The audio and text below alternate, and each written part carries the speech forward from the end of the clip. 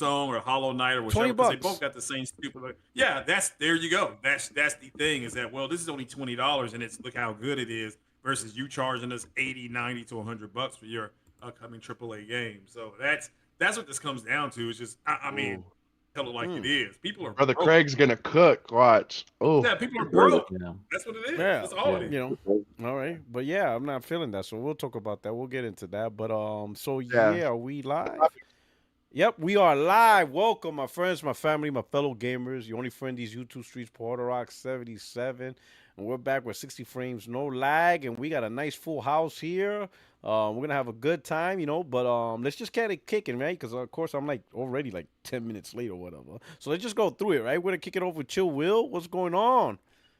hey, what it do, everybody? How y'all living? Yeah, doing good, brother. I'm glad you're here. Thank you so much, man. Yeah. So am I getting a sense? I'm getting a sense you're gonna be like a reoccurring cast. Can I officially say you're just a panel member? Can I say that now? Hey, no, instead if of a you- guest, panel member now. Can I officially hype you up as a panel member? Hey, if you're I don't willing to want- have no me, I'll pressure. be here every week. No pressure. No pressure. No pressure. If you're willing, But- if you're willing to have me, I'll be here every week. I think now it's time to say, you know why you a panel member now. I think just how it is, right? So I'm glad you're here, man. Thank you so much. Yeah, Really I appreciate it. Yeah, if you Yeah, guys you willing know to have who- me, I'll be here. Yeah, who would have thought I had Paul Wall on my podcast? Oh man! Oh man!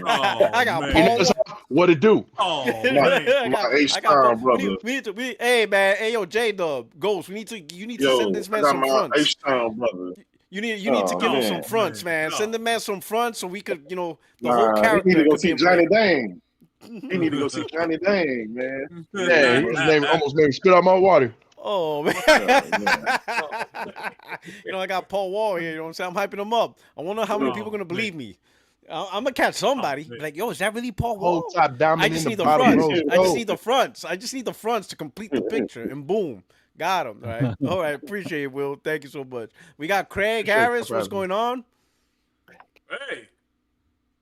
Hey, what's happening? Craig's room is like a Destiny themed, like a raid or something. I got all these colors. It goes in and out.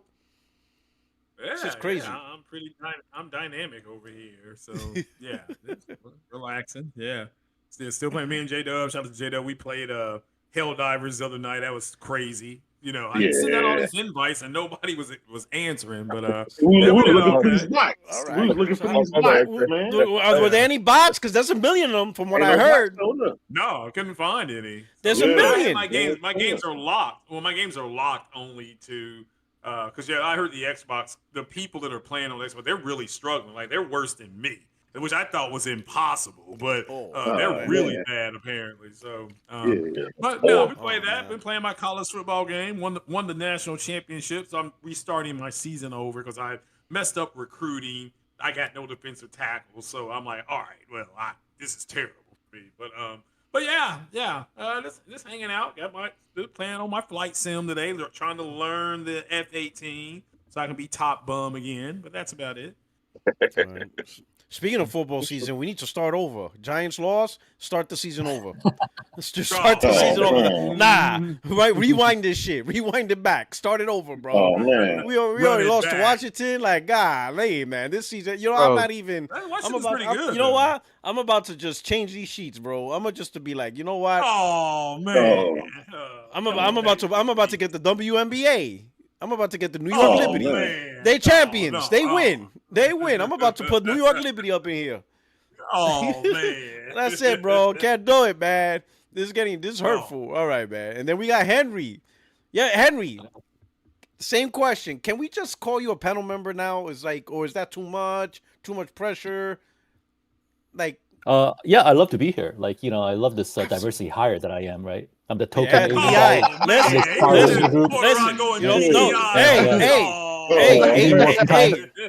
Hey, Asian lives matter. All right. All right. Listen, Asian lives matter too. All right. Listen. Let me tell you something. Listen, I don't know what happened in the Hyundai plant in Georgia, but that's not happening here. You good? Hey, too soon? Ain't nobody taking you out here, boy. Ain't nobody taking you out here. I don't know what happened in that Hyundai plant, but you're good. Henry, you are safe. Man. Ain't nobody coming after you here. We're safe right here. Man. All right, all right. This is right. They, This they, is they certain. might, but you just think when they show up in my area, because there's so many agents here, they probably couldn't tell me from the other guy. So. No, good luck, man. So y'all good. I'm telling y'all, this is DEI. This is DEI endorsed channel. Oh Okay, man, that's how we do it. We woke. Oh, We are woke. We are the wokest. Okay, podcast. We are the But wokest. happy to be here. Good to see you guys. Appreciate it, man. Well, Thank you the so much. longest game is coming up. Oh shit. Oh man. Oh man. You ain't got no. We gotta Walker. get into this. We gonna get canceled, Puerto Rock. We gonna get canceled. Now you can't Yeah, cancel. Puerto Rico gonna get canceled. You man. can't cancel that. You only get canceled when you apologize, and I ain't apologizing. I apologize to nobody. This is how we do here. All right. Listen, I gotta look at that. I also got an African that lives in Australia. I'm covering all the check boxes. Oh, man. I need a fat lesbian. I need a fat lesbian. Puerto Rock. now. I need a lesbian. Rainbow coalition over here. I need a lesbian. Hey, I need a hey. If you're into gaming, a little bit of trash talking, and you're a lesbian, hit me up. Come on down. I'm hitting it all up. Hey, y'all don't do that. Don't do that, PR, because then you know he's gonna pop up, right? Okay. Oh man. Oh man. PC. Oh. Oh man. I need some lesbians. I need some dudes that think they're chicks. I need some chicks that think they're dudes. I'm gonna hit all the boxes. This place, we going crazy. Oh, man. We going crazy. I need it all. Yeah, 100% woke right here. I need it all. I told people everything was going woke. I told everybody. Somebody It's saying, going woke. hey, man. You know, Everybody, people, next class are gonna be on here. people are gonna be like, Porak, if you go woke, you're gonna go broke. Bitch, I'm already broke. Ha! Joke's on you. Ha! Joke's on you. I'm already there. Bro, I gotta save up to be poor. What are you talking about? Come on, Oh, man. Yeah, that's kind of like how it is in California. Yeah, that's what you gotta save up to be broke. We're not at that level yet. Oh man. I need a advance on my paycheck just to say I'm poor. Yeah, I need that advance. And they go to the check. They go to the check cashing place, man. That's how poor we are. They go to the check cashing place.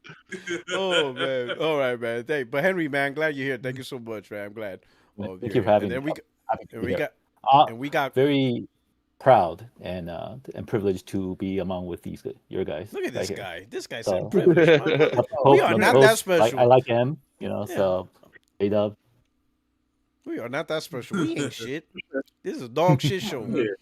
We're lucky to have you. You got washed up CFO. He's the only one. Listen, he's the only one that brings order to the podcast. He raises his hands. He gets his turn. Us, we don't give a fuck. We have no decorum in this damn podcast. We don't know what we're doing. We've been doing this for 6 years, and we still ain't got it right. I still get mic problems 6 years later. Here we go. All right. We got Ghost. What's going on, my brother? Going on, man? Just enjoying life, playing some 2K. Where's Helldivers? Hey, Craig, I'm sorry. I saw that invite, and I meant to get on. I'm old, man. That 9:45 hit, boy. My eyes got heavy. And I feel you.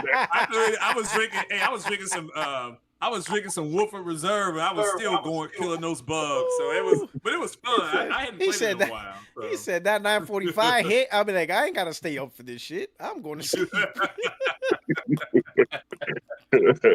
Oh, well, I don't blame you. Just living life. Yeah, we'll get on it again. You don't know how many times my wife caught me sleeping on this thing. Every time, boy. I swear I be playing the game. I'm like this, holding the control. I'm like, she's like, yo, go to bed. I'm like, what time is it? She's like, it's 7. I'm like, what? Why am I so tired? It's like 7 o'clock. Why am I so tired? I'm like, you be waking up like at 3 in the morning. All right, and then all right. So Ghost, man, glad you're here. You and J-Dub are the CEO super duo. That's what I'm talking about. You know what I'm saying? I got all the I hit all the boxes. I'm retired, washed up. That's I'm retired, washed up. Retired, washed up. No, man. All right, and then J-Dub, what's going on, my brother? The antagonizer in chief. Yo, is that your title? You retired from being an antagonizer? Because who you antagonizing?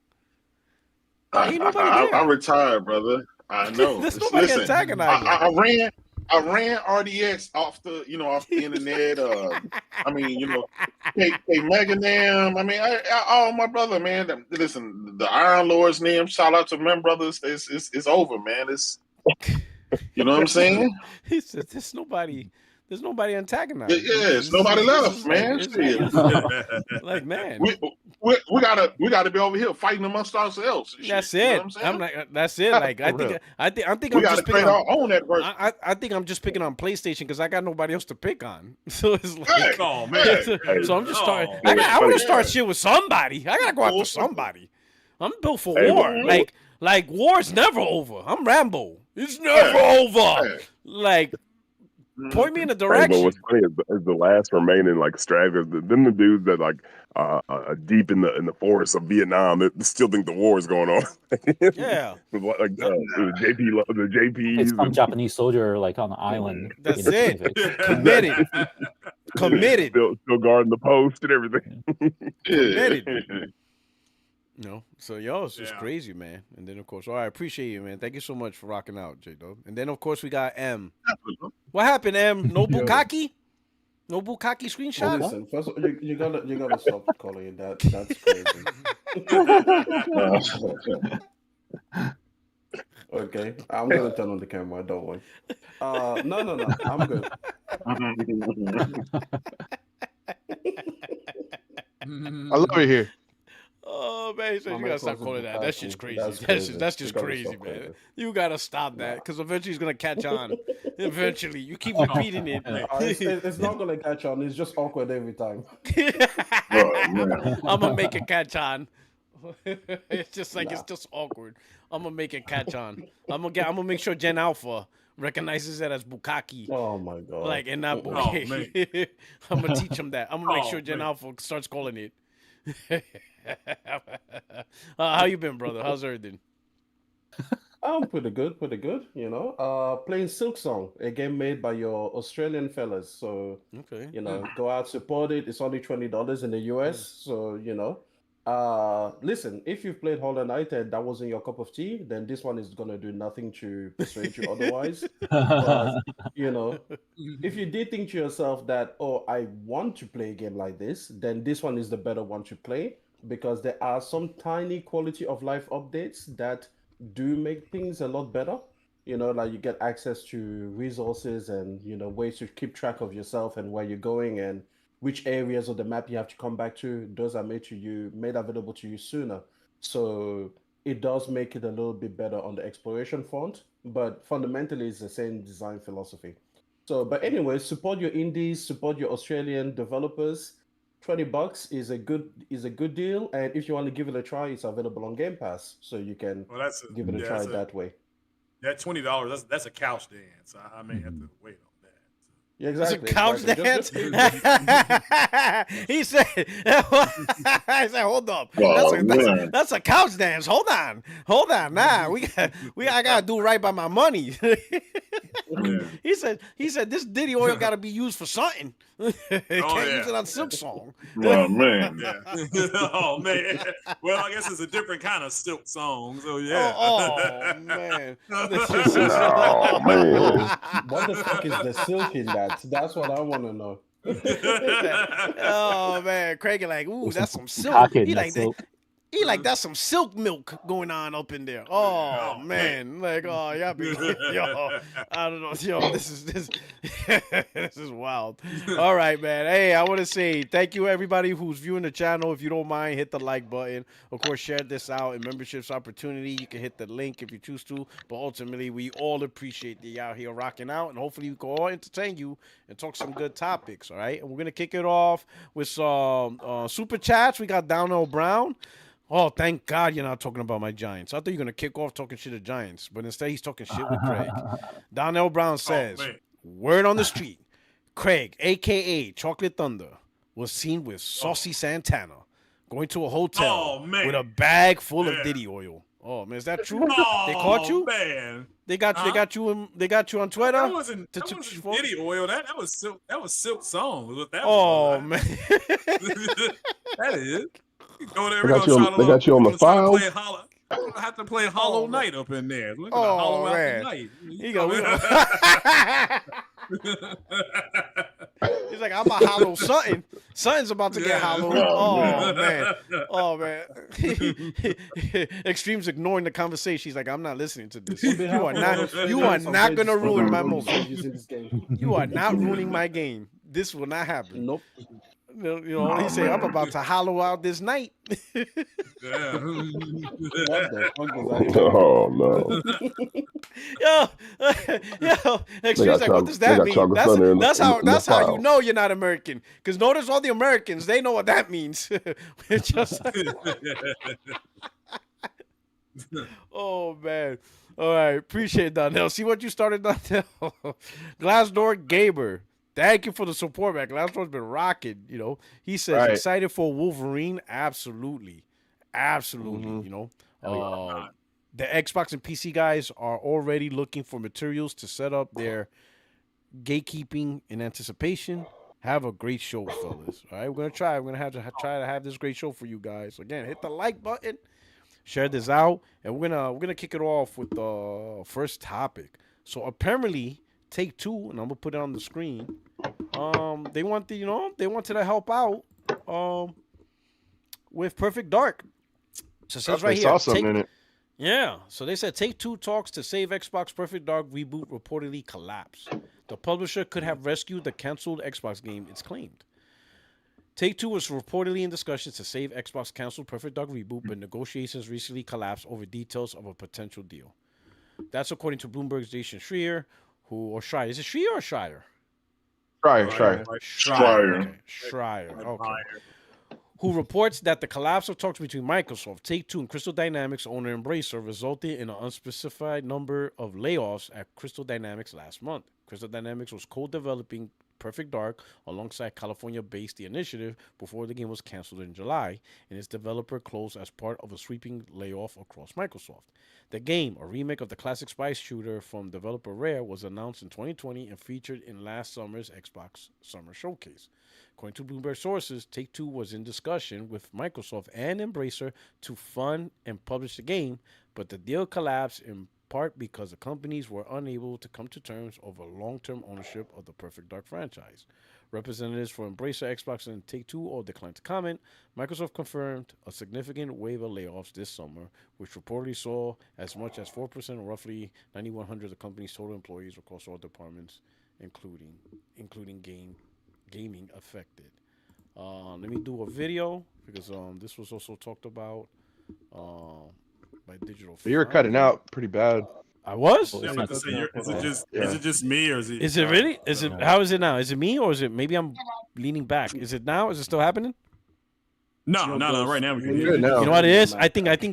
You know what it is? I think it's because I do this. I sway back and forth. So when I sway away from the mic, the mic's like, all right, fuck you then. You better put that shit to your lips, boy. Oh shit! Oh whoa! Pause. Here we go. Let's listen to this. John, I'm going to come to you first on this one. It's a shame, isn't it, that Perfect Dark is just not going to happen at this point. Extra levels of shame also, bearing in mind that it could have maybe got there but didn't. This one's really, really tricky, isn't it? Yeah, this is wild, man, because everything we've heard rumbling from within suggests that this game actually could have gotten to the finish line in a reasonable amount of time. It took a long time to get off the ground, but it sounds like Crystal Dynamics and their partner studios were actually making really good progress on this. And it's more like the initiative side of things wasn't really able to work all that well, right, in terms of driving the themes and story stuff. A lot of egos clashing, stuff like that. From what we've heard anyway. And they give the franchise to a whole group of teams, let it kind of wallow and have to bring on other studios to finish it. And those studios are doing like the bulk of the work for once you hear in a lot of areas. And then to get it to this point, lay off everyone and then not allow it to continue on under others' stewardship. And then they didn't do anything with the IP anyway that was worth it. Like, why not just let it go at that point and cut your losses, right? Is the IP worth it for some sort of revival in 10 years again under another studio or something like that, or some sort of transmedia project? I think definitely not. And I think my interest is gone at that point if Microsoft's at the helm again, because I don't trust them to do it right.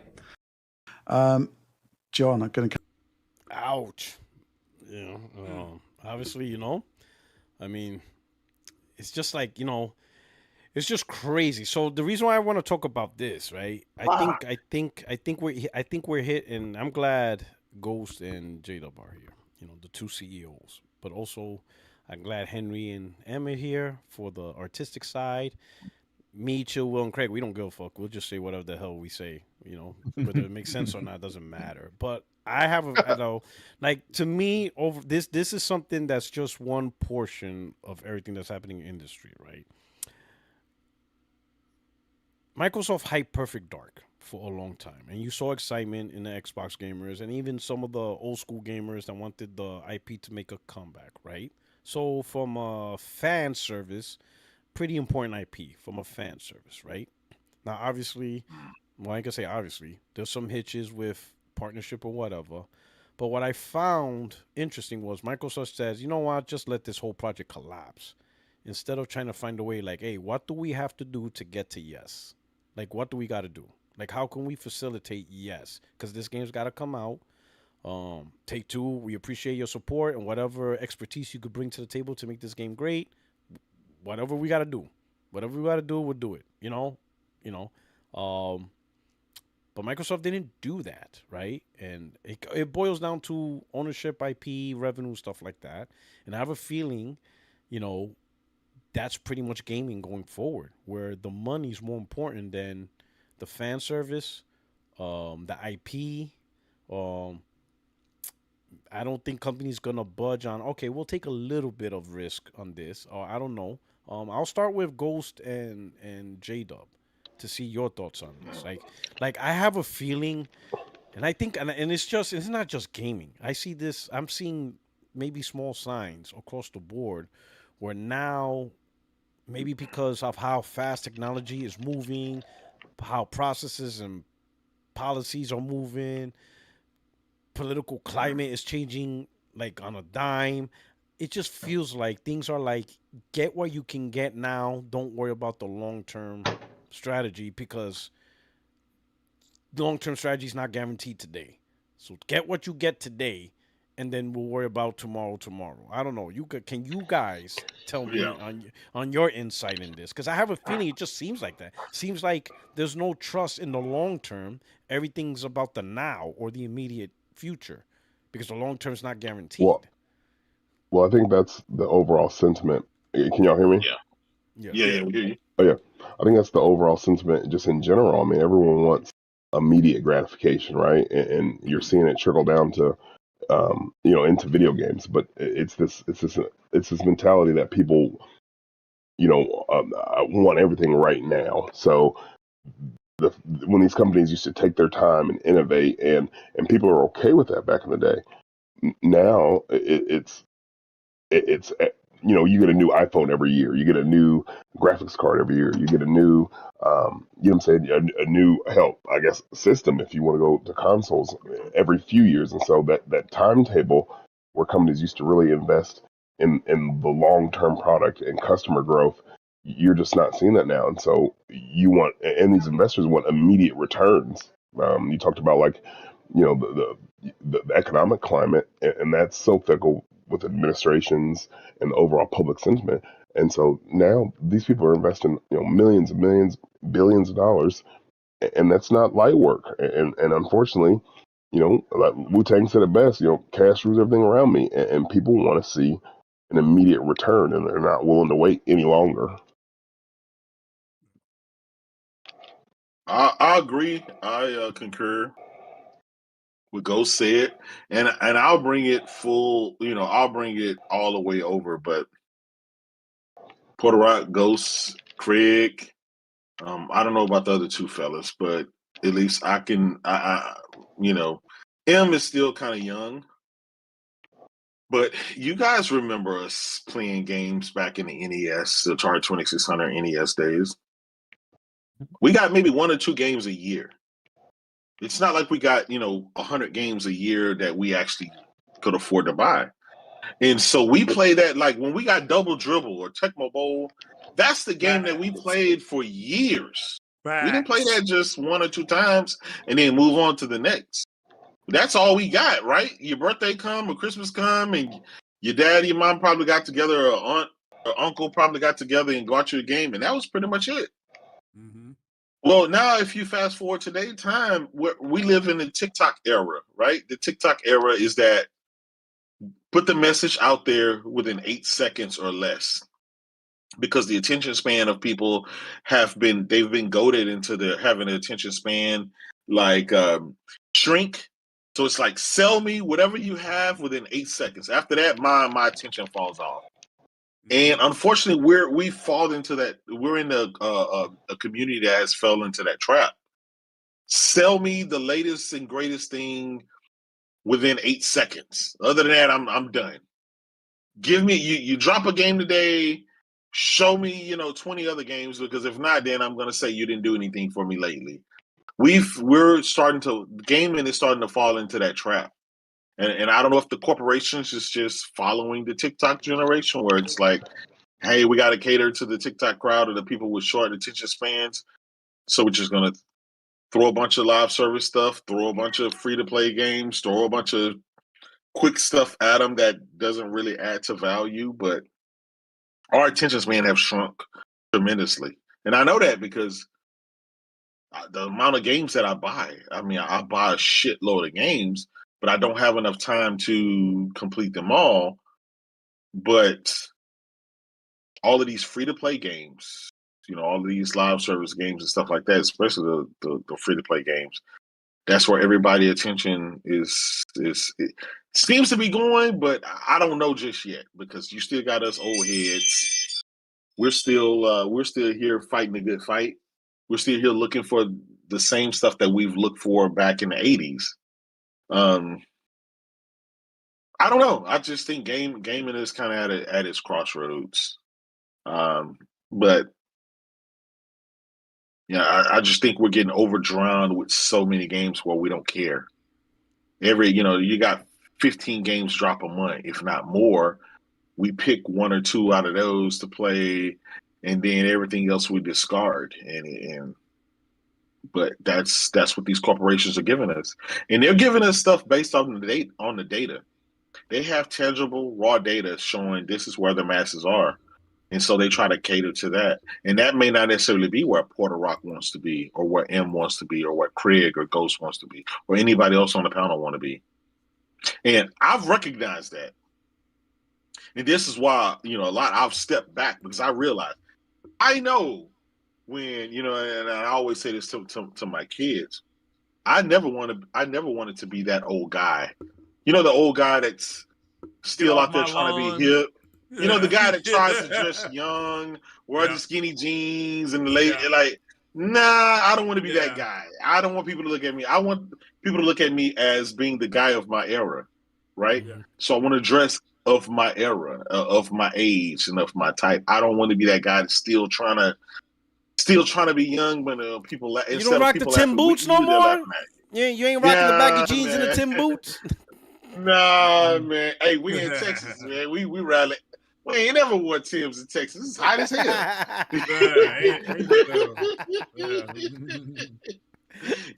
We get 1 or 2 cold. We get 1 or 2 cold days here, and that's about it. But you just see what I'm saying, and I understand. I've noticed that gaming is changing, and I understand the corporations are trying to change with the time, and they're trying to, I won't say give gamers what they want, because technically they don't care. They want to give gamers whatever's going to feed their money, wherever the money can be extracted from the wallet, that's where it's going to be. And we get on here week after week, month after month, year after year, and we tell them what we want. But clearly, what we want, there's a transition from now. Clearly, we spend the most amount of money in gaming, right? We buy all the consoles they want, all the games they want. That's us. But these corporations are looking in the future. They're looking at, hey, Eventually, these grandpas, right? They call us grandpas. Eventually, these grandpas are going to stop gaming. And we want to get your kids. We want to get your grandkids. So we're starting to catering to them. Their attention span is short, Porter Rock. My kids' attention span is like, again, it's the TikTok generation. Mm-hmm. Yeah. You know, I tell my sons one thing, and within 5 seconds, they forgot what I told them to do. Right? Hey, son, go take the trash out. 10 minutes later, hey, you didn't take the trash out. Oh, I forgot. That's the TikTok generation. They're catering to those people. They're not catering to us, even though we spend the money. But guess what? Eventually, that money is going to roll into our kids, and so these corporations are betting on the future. They're stringing us along, right? They're giving us just enough to hold on to us. But again, they see something that we don't see, and these people think in 5, 10 years, 15, 20 years down the line. Ultimately, and I don't want to be that guy. Again, I don't want to be that guy, but I don't want to be the guy that tries to hold up whatever is going to go. I don't want to be that guy standing on the lawn. Get off. I don't want to be that guy. I want to be the guy, hey, I had a great time. I had a bunch of great decades. I gamed from the mid 80s to, all the way to now. I'll just go off into the sunset, be an old fart by myself, but I don't want to be that guy that's, Dad, nobody plays this anymore. Nobody plays that anymore. That's old. I remember my dad playing Tecmo Bowl and Double Dribble with us back in the day. Oh, man. But eventually, Classic. once we moved to the N64 and the PlayStation and stuff, he's still the one. Hey, you guys are playing that, you guys want to play Tecmo Bowl and Double Dribble? It's like, Dad, nobody plays that shit anymore. Like, what are you doing, man? That's, this is past your prime. We're never going back to the Tecmo Bowl days. We're never going back to the Double Dribble days. Them days are over. And I feel we're not there. We're not there yet. But at least, can we acknowledge, dog? We might be close. We might be getting there. We might be getting there where gaming is kind of like, hey, we're done with these guys. Right? We still tout the exclusives. We still tout the stuff that made us gamers and that we've enjoyed for 30 years. Some of us 40 years. We had a good run. It's okay to say, hey, man, we had a good run, man. Hey, listen, our kids will never have the joy that we had when we was a kid. They'll never experience Acclaim. They'll never experience 10 different versions of a football game, right? They'll never experience 10 different versions of a basketball game. They have no choice, right? They have 2K. That's it.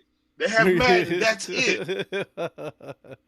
We enjoy like ESPN football and basketball. Joe Montana. We enjoyed Joe Montana. We enjoyed Bill Walsh. NFL Street. NFL, right? NFL Fever. On and on and on. We can keep going with the variety of what we have. Yeah, exactly. Mutant Bowl, something like that. Yeah. 10-yard fight. 10-yard fight. 10-yard fight, right? I forgot. Railway football. Yeah. 10-yard fight. Cyberball. We all have stories based around the games that we played as kids that bring smiles to our face. Our kids cannot say the same. There is not a single game that brings smile to their face. They play just to be entertained for a short period of time because their attention span is short. We have legacies in whole childhoods and lives that were built around that. Think about it. We all started gaming, at least the bulk of us, right? I'm not talking about the younger guys, but the bulk of us started gaming, a lot of us on the Atari 2600, maybe the ColecoVision, or at least the NES. And then we got to experience, from there, we got to experience the SNES, the Sega Genesis, Sega Master System, Turbo Graphics, even the Neo Geo, 3DO, all the way up the chain, right? We got to experience all of that.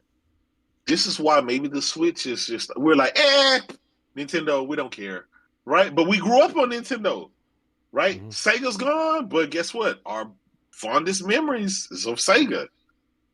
And even Xbox, when it came out, it really did a number, made its mark. But gaming has changed.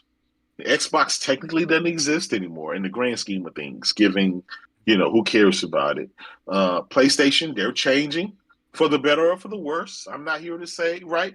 We can say for the worse, but if they're catering towards like kids, then clearly these sales numbers are going through the roof. So clearly they're grabbing our kids too. And maybe we look at it as like Ghost, you and I are into cars. You know how we look at old classic cars and we're like, man, that was the glory. That was the golden era of cars, the '70s Charger and Hemi Cuda and the Mustang fastbacks, the Boss 302 and the 429. We look at that as being the golden era of cars. But now guess what? Our kids don't care, man. They're fine in whatever. But it's just a different thing, man. And it's okay to admit we had a great run. Maybe it's time for, in the near future for us to we're just not going to get catered to anymore. As much as we used to. That's just what that is. And I've accepted that for a while now. Once I started seeing the change, everything going down with Xbox, especially everything that's going down with PlayStation and the changing of the guard and the focus and stuff, I realized what that is, man. And I've always told you guys there, hey, I'm here for my goatees, man. I'm here for the single player goatees. Once those stop, then I have to find something else to do. I have to find another hobby or somewhere else because Xbox is not giving me that. Clearly, Nintendo is not giving me that, right? So I understand, but at least I had 30 years of just greatness that was catered to me. I was catered to for since my childhood until now. Now I guess maybe my kids may take the torch with their 8-second brain, in the way they see things, and maybe their finances will eventually get to the point where they can sustain that. Or maybe gaming dies. Maybe, that generation's like, I'm bored. I'm tired of, having 100 games drop every day. None of these games really hold my attention more than 8 seconds. I'm done. I'm not gonna lie, not to be like I'm a boomer or anything, but I was really hoping that TikTok died. I think that did more to social media than anything. Shorten people's attention span. That's the worst thing ever. I don't like that, and it took a while to get there, but eventually it got there. Where, even Twitter, Puerto Rock, man, I enjoyed Twitter as much as I did, but now it's become like, it's just nothing there, man. They're catering to the TikTok crowd. What's hot today is no longer hot tomorrow, so it's like let's just flood the market with a bunch of shit and see what sticks, and nothing sticks. Nothing. It's all fodder. It's all 8-second click stuff. Even podcasting, right? We live the glory days of BGST and Weapon Wheel and thank God for you, Puerto Rock, for making 60 frames no lag and stuff like that. But I followed you with all the different podcasts and stuff that you visit and stuff like that. But even you have to admit everything's changed. Mm-hmm.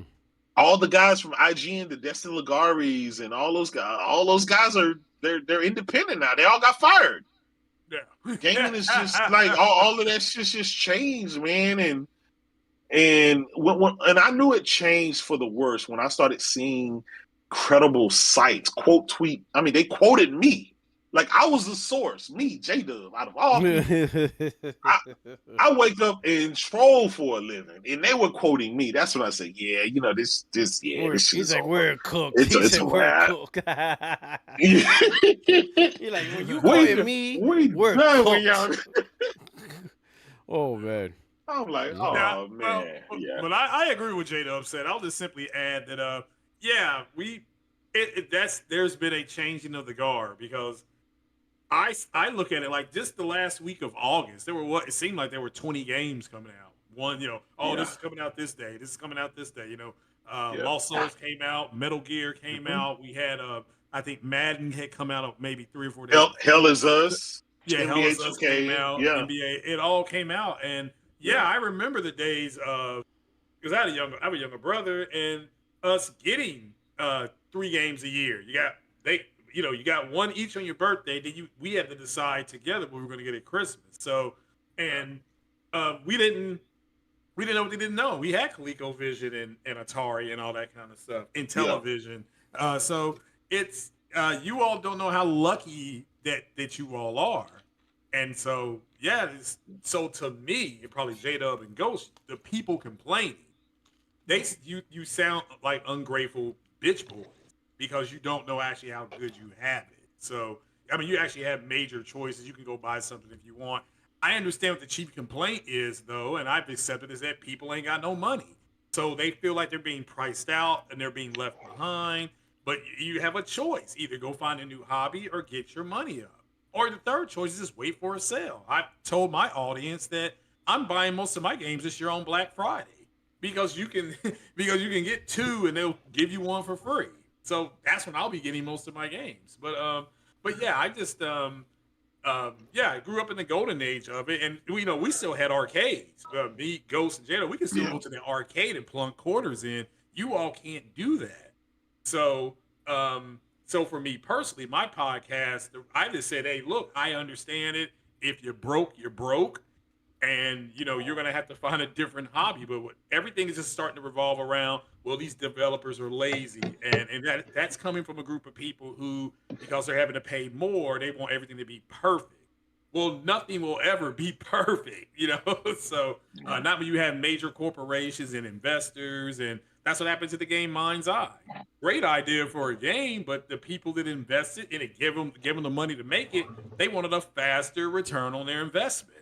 And they didn't want to wait. They wanted their money now. Whereas it say like a Take-Two, we were talking about that game, Perfect Dark.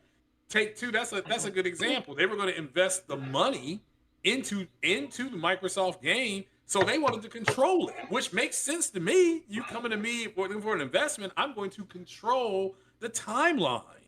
And Microsoft didn't want them to do it. And I agree with you, Porter. You would have thought they could have gotten to a point where they were saying, what gets us a yes, that makes sense. But when you're looking at control, nobody wants to give up control of any type of intellectual property. But getting back to what J-Dub was saying is, I remember, when J-Dub brought up double dribble and Lakers versus Celtics, which you all now call 2K. That is your 2K.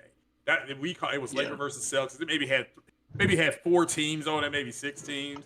So we have seen it. Dr. J versus Larry Bird. We had all that. And so they the Dr. J versus or Michael Jordan versus Larry Bird was Jordan Larry Bird. Jordan Bird. All that that came I out. think Magic versus Bird. Jordan versus. Yeah, Magic. Yeah, and then it became Lakers versus Celtics. Yeah, which became Lakers versus Celtics. Yeah, so they so you all don't know how good you have it.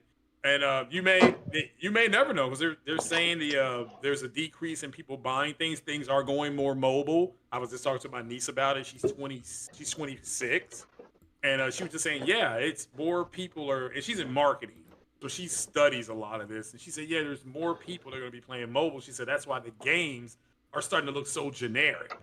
She said these games are going to just start looking generic.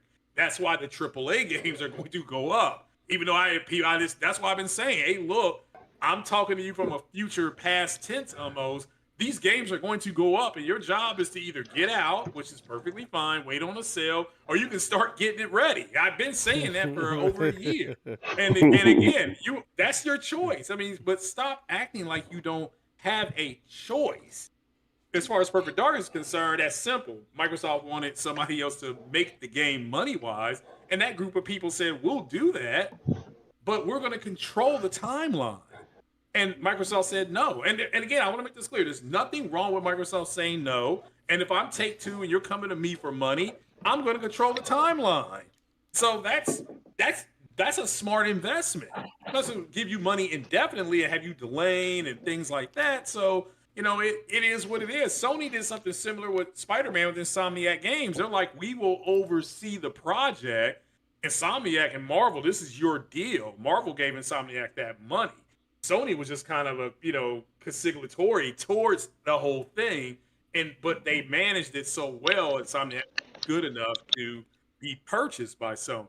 But overall, yeah, just these guys don't know how good they have it. Like I said, if I 5 games, 6 games coming out week and a half ago. Something different for everybody. If you wanted to play NFL type game, you wanted to play 2K, if you wanted to play the Lost Souls games, a JRPG, the throwback to Metal Gear, which people were very excited for, and I'm excited for those people. But just me personally, I've had to take a step back and be like, yeah, I mean, this is why I said to people, PS5 Pro is my last console. Not because I don't care about the PS6, but because when I was playing The Last of Us Part 2 about a month ago, and I just looked at the game. Forget about the way it plays. Forget about the story. Looking at the game, I couldn't believe what I was playing. I grew up in a generation we played Asteroids, Space Invaders, and E.T.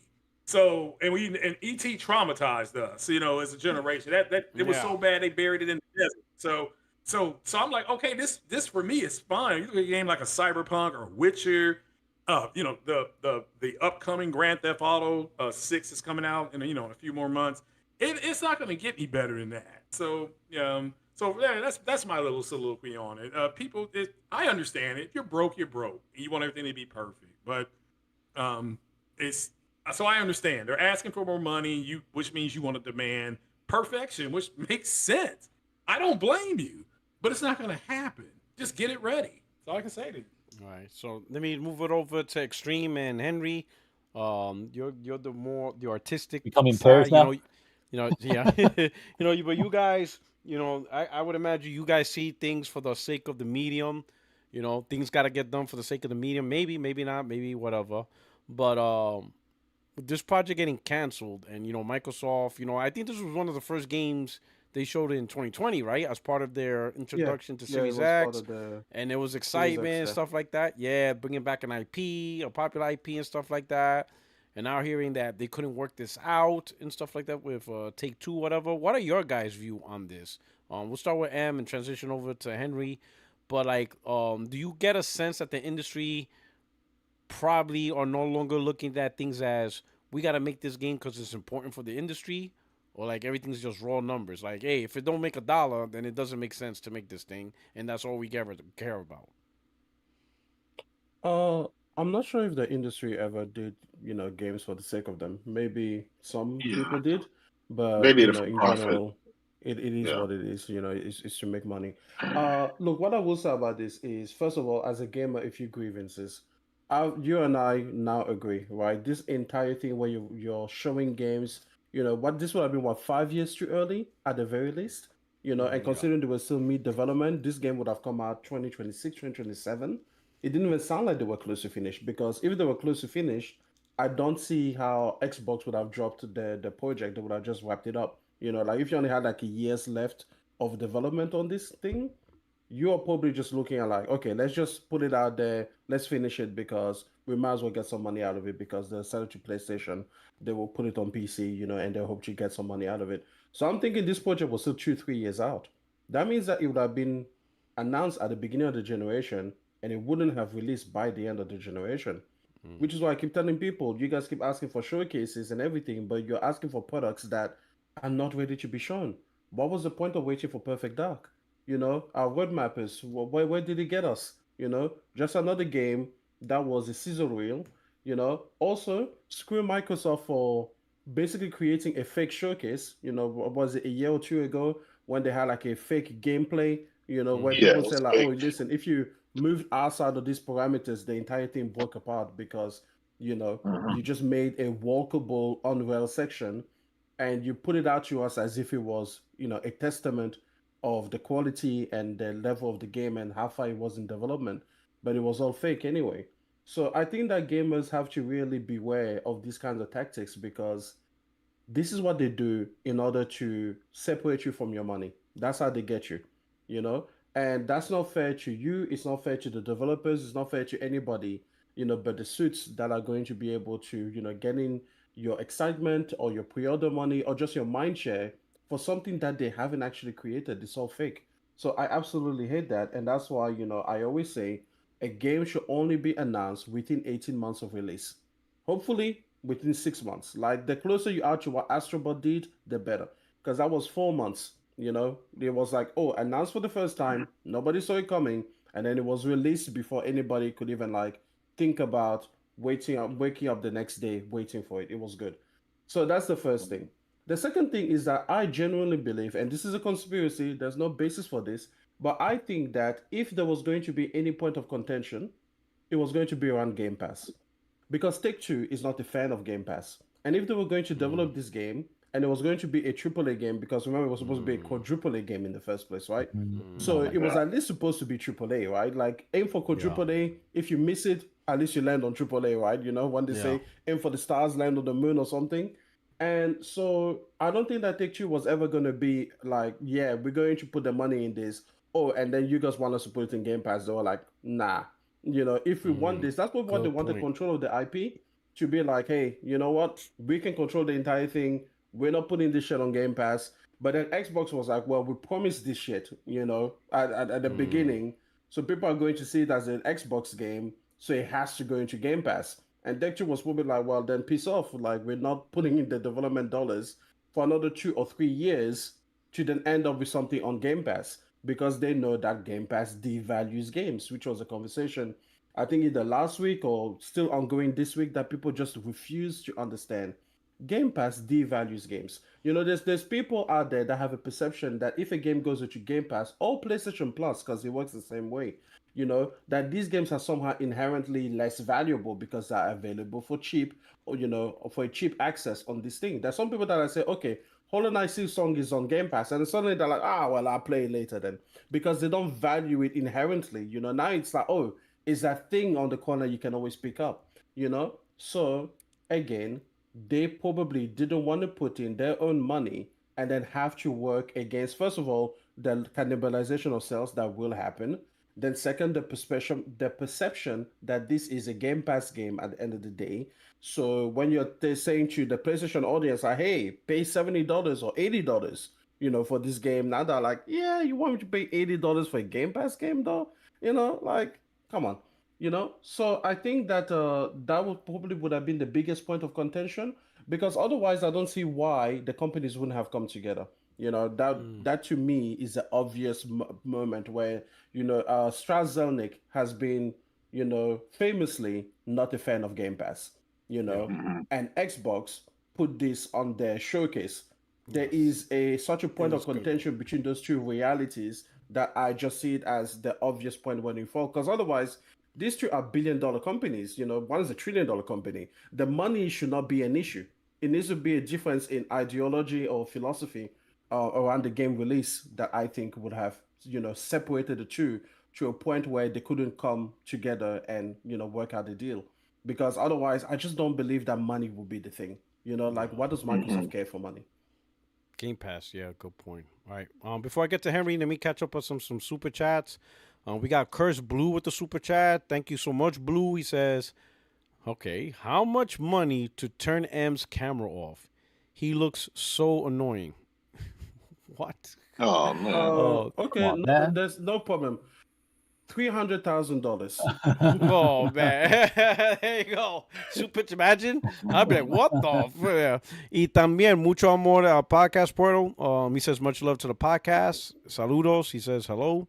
And then he says, que coma bicho to I've even been talking. That's crazy. That's crazy talent. But yeah, $300,000. It has to be US dollars, or none of that bullshit Zimbabwean stuff. Okay, it has to be sent directly to Porto's account with a stipulation that I get a third of it for turning my camera off. Yeah, at this point. Nah, I'm gonna do a take two. I do not agree to these terms. I'm pulling a take two. And he says, que coma bicho Totoki. He says Totoki, you know, sucks, you know, go suck some D. I agree. Oh, with that man. One. Definitely. That statement alone is worth this. Totoki, go milk some SilkSong. Yeah, go get some, you know, go get hollowed out. Glassdoor Gamer. Yeah. He says Doc Dark made a Hallmark video about Perfect Dark when it was canceled. That was a tough one for Xbox fans. Roadmaps end up in a ditch. Yeah, like roadmaps and these long things haven't, you know, they're not batting 1,000. Tell you that much. Win games. MS only had the vertical slice from last year. They declined Take-Two because there wasn't a framework. But even if they did, what's the split look like with Crystal Dynamics and Take-Two? All right. Yeah. Well, if Take-Two's funding the project, it's going to be the split's going to go towards them. They're going to get the bulk. I agree with M. I think Microsoft probably would have been like, as long as it's day one on Game Pass, and like he said, Take-Two's like, oh hell nah, nah, you better cut that because then it's also, on PC day one, and they're like, hell no. Glassdoor Gamer, Gen Z and Alpha only play high-end story narrative single player games. If it's up to Alex and the 2D peasants, single player would be dead. All right. And Liquidator, 38 months. He said NBA Jam as part of the classics that we all had access to. Man, that blew up, man. NBA Jams was huge. God, even in arcades. It was even more fun playing in arcades than at home. Yeah. And then finally we got Glinzer. Thank you for the super chat. Says, if MS had partnered with SEGA, they might have a successful console today, the Dreamcast 4. Old school gamers know about 9999. Yep. September 9th, well, technically, that's why I got my Dreamcast. They did. They did. Xbox. That's how we got the Dreamcast. Well, the Dreamcast had the Windows OS. Yeah, Dreamcast had the Windows OS. Yeah, and then we ended up with Xbox. What happened? Yeah, what happened with Xbox? That OG Xbox that had Sega DNA, right? That was an extension of Sega. Remember, we had Sega GT. That was exclusive to that platform, to the Xbox. Jet Set Radio. And Jet Set Radio, and a bunch of Sega basically chose Microsoft since they partnered with the Dreamcast. They pretty much just move everything over to Xbox. What happened is that next generation, they had great leaders that knew what to do and that knew what gaming was about, and they ran with it.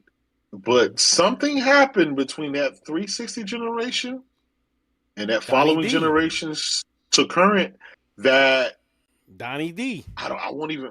He was the start. He was the start. He was the start. True. He took his eye on the ball, and then instead of course correcting, fixing his stuff, it just got worse. Yeah, absolutely. It made even worse. I'm gonna be honest. Made the worst decision even worse. But he was the start. I blame Phil Spencer. Once he stopped pushing for more third-party partnerships and second-party partnerships, and he just said, "Nah, we're gonna stick with Halo, Gears, and Forza, and I want to focus on Project Natal as the way forward." Yeah. Rap. Yep. I mean, you can blame Donnie D. You can blame Donnie D for the TV. He was the start. Right? We give him that. Just got worse. He was the start, and then it just got worse. Yeah, we blame Donnie D for the TV shit, right? For the first 4 months of Xbox One, it's all on Donnie D. Yeah. After that, right? 4 years, 5 years, 6 years, 7 years, 10 years. We're 15 years. We're 15 years later. We can't blame Donnie D for that. No, right? Donnie D was responsible for the connecting the box. Yeah, he started it. And Phil couldn't, he didn't fix it. He didn't say he didn't go back. He didn't go back to the 360 era. That's what Phil should have done. Nah, we're not doing this. We're gonna take it back to the 360 era and do what we did that was successful. Yeah. We're gonna do what we did that was successful. We're just gonna recopy the same plan that we had originally. But he didn't. Yep. And now we're here. You know what I'm saying? Yeah. All right. Henry, what are your thoughts? Just to piggyback off this, and then I'll jump back to Perfect Dark, is that I thought Microsoft did a bang-up job for 360 in regards to letting Peter Moore taking the traditional sense of getting exclusives, a lot of marketing muscles, right? Just basically what he did with Sega and his previous runs as he left, and I've part of it now that in retrospective we look back, then it's probably because Microsoft didn't like to spend money that way. I think Microsoft can make a lot of money very quickly by having Windows on every PC that they can get their hands on, and then sell Office to people. So they're not used to having the need to invest and then wait years to see if it sticks. Right? And then they have to keep doing that. And like when we look at marketing campaigns, Microsoft isn't the strongest that I've seen. Like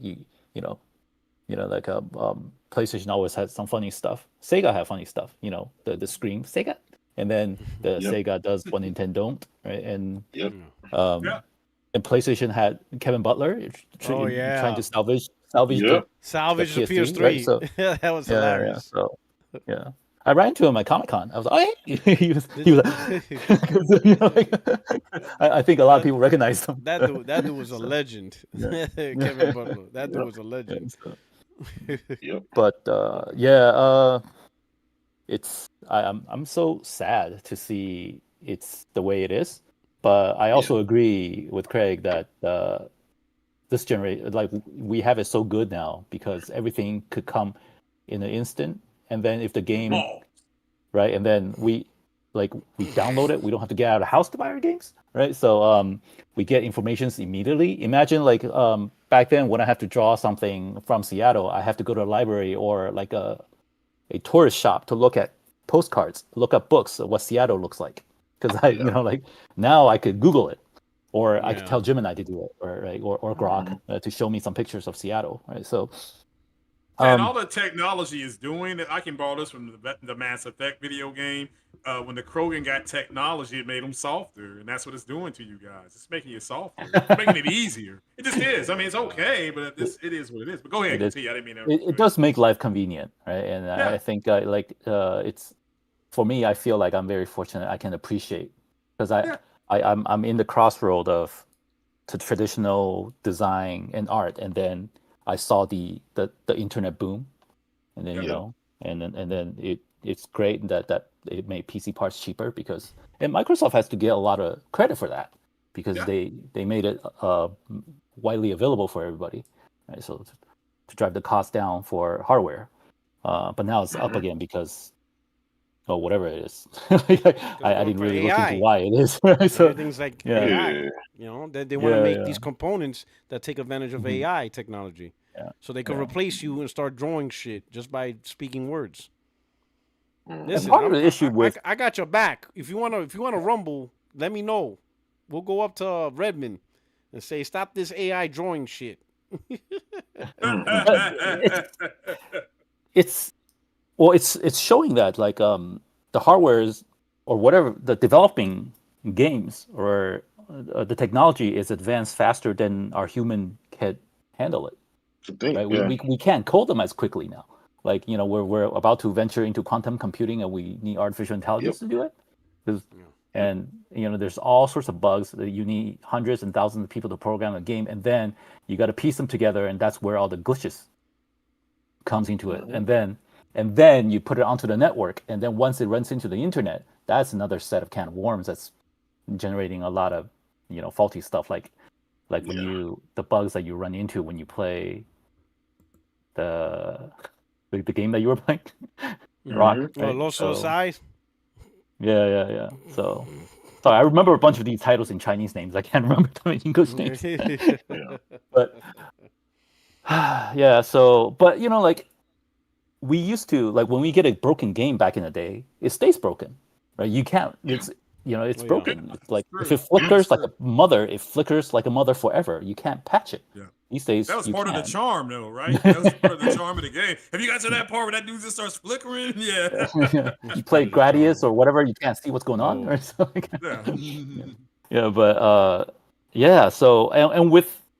let me jump to Perfect Dark, and I thought, I don't know, somebody got proposed with a lot of money to say, hey, open up a studio, make a Perfect Dark, and he took the money.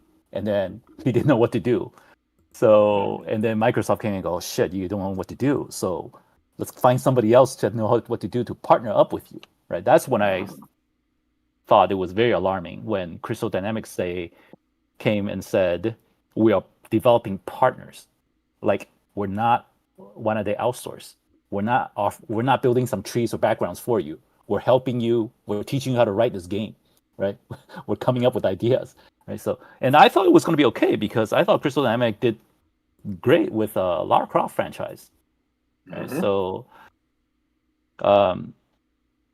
and yeah, there was nothing good. Like everything that I thought was hopeful when the news came each time when we got something for Perfect Dark, it turned out to be something like, that unfolds into like exponentially negative, such as a fake gameplay, and that was very, very disappointing. Right. So now, as far as somebody else resurrecting the franchise, do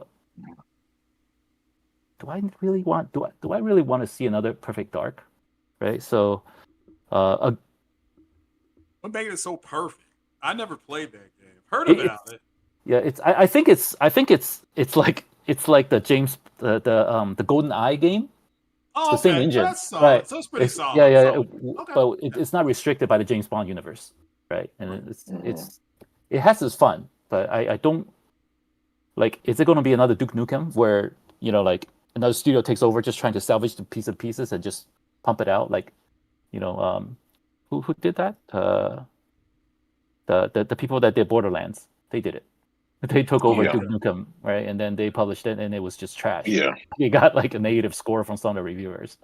Right? So, yeah, I would I like to see it. I'm probably not going to pay for it. So I want to see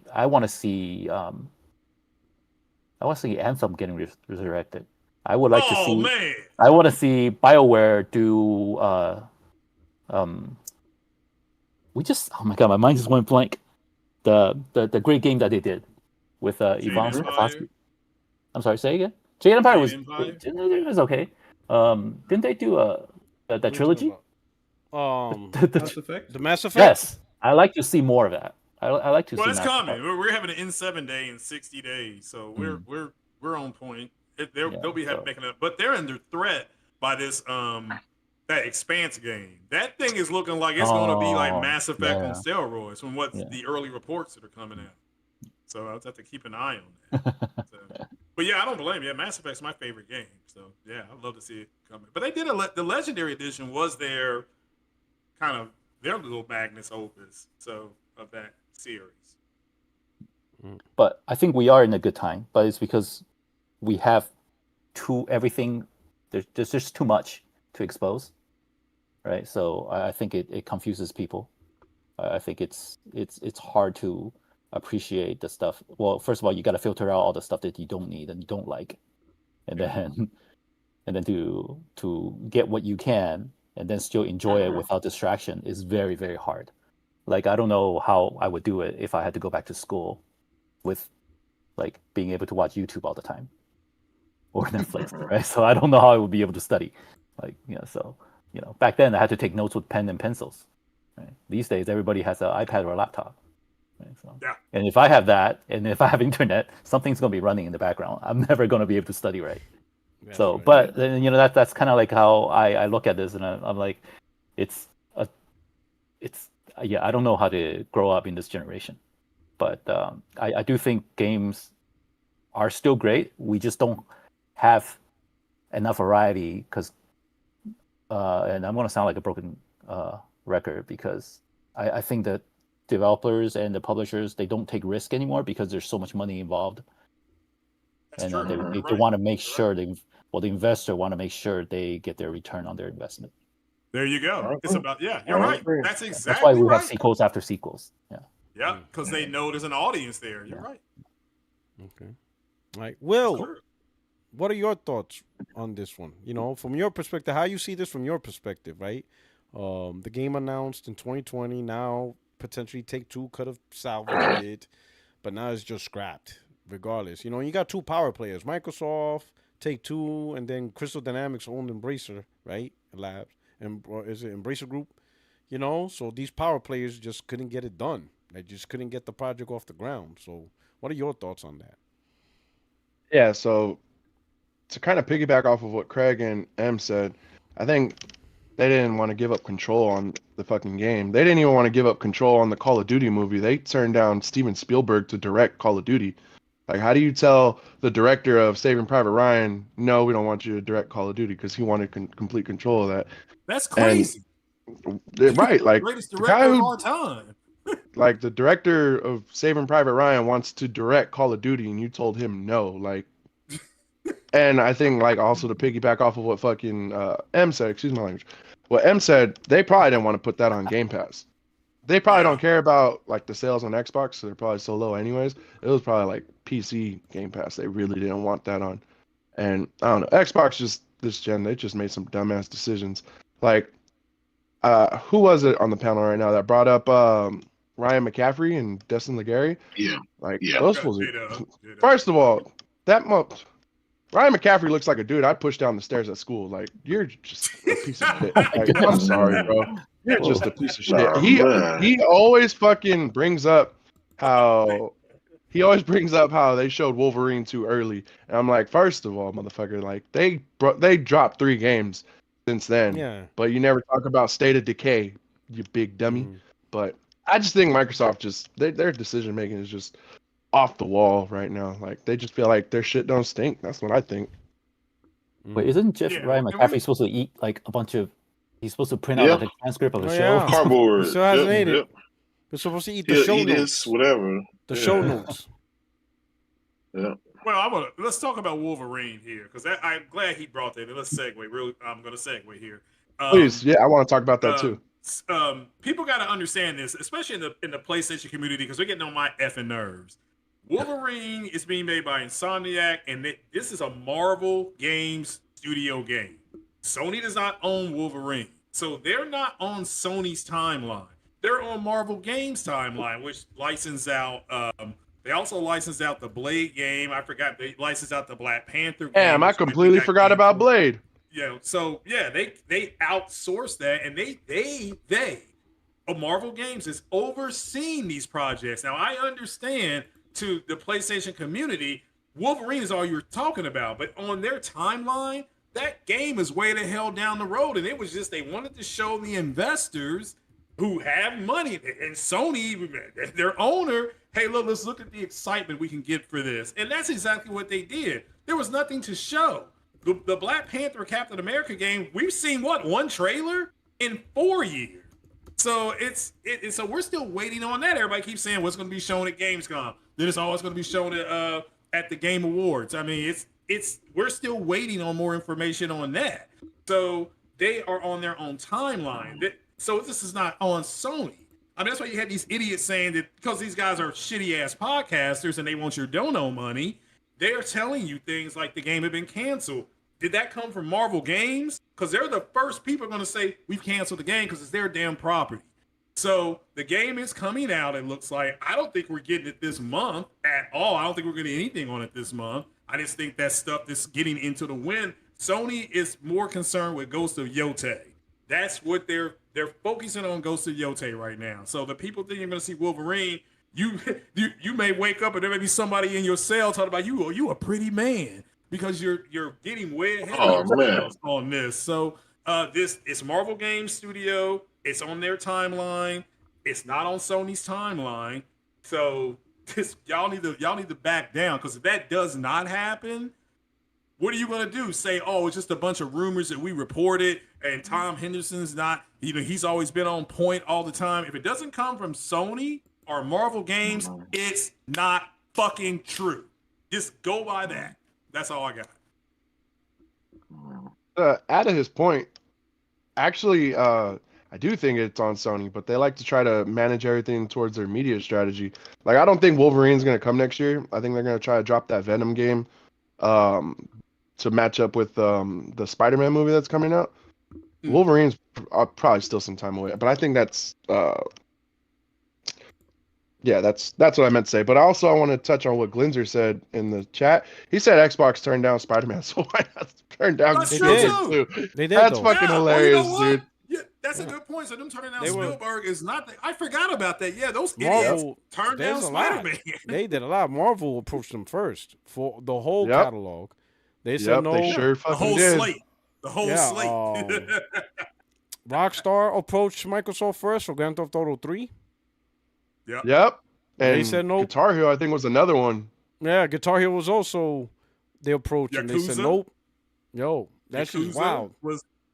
Yakuza. Microsoft, was that? yo, listen, Microsoft dropped some fucking they airballed a lot of shit, bro. Some of the biggest airballs came from them, boy. You know what that is? Grand Theft Auto 3, Guitar Hero, Marvel.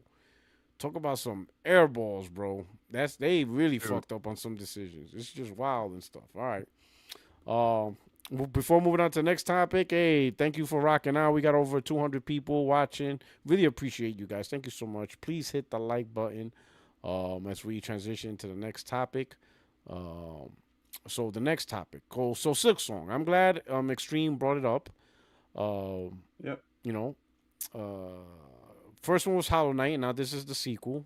I guess 8 years in the making. Originally, this was supposed to be a DLC, and then it just became its own project, I guess. Whatever. Yep. And it finally out. And you know, unlike other games that take 8 years to make, this one's actually good. You know, it's quality all around. Yes, it's amazing. I'm playing it right now. And it's $20, right? And all that stuff. But the topic I want to talk about is why is this game being used as a weapon against AAA games that are $60, $70 so much? Like, what does the success of this game, the quality of this game, have to do with telling why is this game being used to signal the industry stop making AAA games, or you don't need to make AAA games? I'll start with Chill Will. I'll go in reverse order. Do you see the sense in this conversation? Is there some legitimacy in this combo, or do you think people just want to argue just to argue over stupid shit? Like, what do you think about this? I think people just want to argue over stupid shit. Like, it's cool that a small ass team made this game and they're only charging $20 for it, but to really weaponize that against AAA gaming, like, dude, this game took 8 years, like you said. Like, are we really gonna put that up against Ghost of Yotei that took 5? Like, I don't know. It's just kind of ridiculous. If you want to use the pricing point, sure, because I just played a lot of games recently that probably didn't deserve to even be $50, $70. Like, Mind's Eye definitely wasn't a fucking $50 game. I just played Mafia: The Old Country, and I didn't feel like that was a $50 game. It was repetitive. Like, I don't know. To weaponize that thing is just ridiculous. I'm happy for the team though. It sold well, but yeah, I think that's just, you guys are really running out of things to talk about now. Like, that's just to weaponize Hollow Knight SilkSong. It's ridiculous to me. All right. What about you, Craig? How do you feel about that? They're trying to use Hollow Knight because it's $20. Some are saying it's Game of the Year running. I even seen a tweet. Somebody says, "Hey, look, Sony, see, this is potential Game of the Year. You can stop making AAA games." I'm like, "Are you nuts? Like, I don't like listen. They're broke. Not a shot. Oh shit! So you think it's because you think their wallet like? Yeah, that's it. No, don't make it.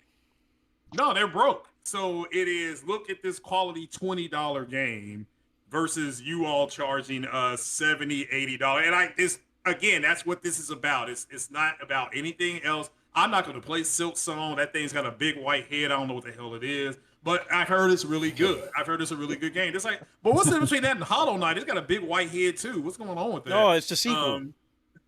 Oh, okay, fair enough. But yeah, they're broke. And so they're you saying didn't know it's the sequel.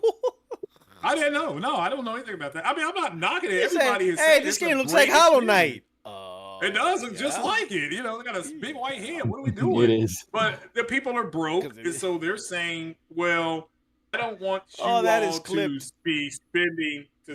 I don't want you all to make these games and then get up to 90, 100. What is he holding? Huh? This right here is the future of mankind in my hand. So, look at this change colors. So, it changed colors. Yeah, I better put it down. It got mad at me. So, it changes colors based on mood. So, some mood light. You got a bunch of mood ring. Yes, a mood ring. Yeah, that shit turn red. Be like, get the lube out. Get it ready. That's when it turn red. That was a warning. Talk about money. Since I talk about money, it turn red. There you go. Look. When you got a bunch of people that are broke and they don't have a lot of money, they're going to get more and more upset the more expensive things get. and things are getting more expensive. That's why you keep hearing them say things like things are supposed to come down. No, they're not, actually, when you look at the way things are. Overall, however, that's why it's being weaponized. Because they see Sony making these big games that take a long time to make. You all were just kind of talking about that. They're on their own timeline, and they ain't got no money. So here's this $20 game that comes out, whatever, this $20-$30 game that comes out, and everybody's like, oh, look at what we have. Ha, ha, ha. You don't need to spend all this money and time. You don't have to charge us this money, and you're going to have to get, they're going to charge you more money. It's just the way it's PS6, they up there talking about that price already. They're already bitching about that price. Like, it better not cost this. It's going to cost what they say, and you're going to pay it, or you won't be buying it. It's that simple. But when you got, again, they're broke. That's it. That sums up a lot of things with this gaming generation. Broke and spoiled. PNS, BNS, BS, broke, spoiled. So that's what they are. Henry, we'll zoom it over to you. Get that right, what do you think is going on here? Like, is AAA gaming really that bad that people rather see more SilkSongs? Because I don't.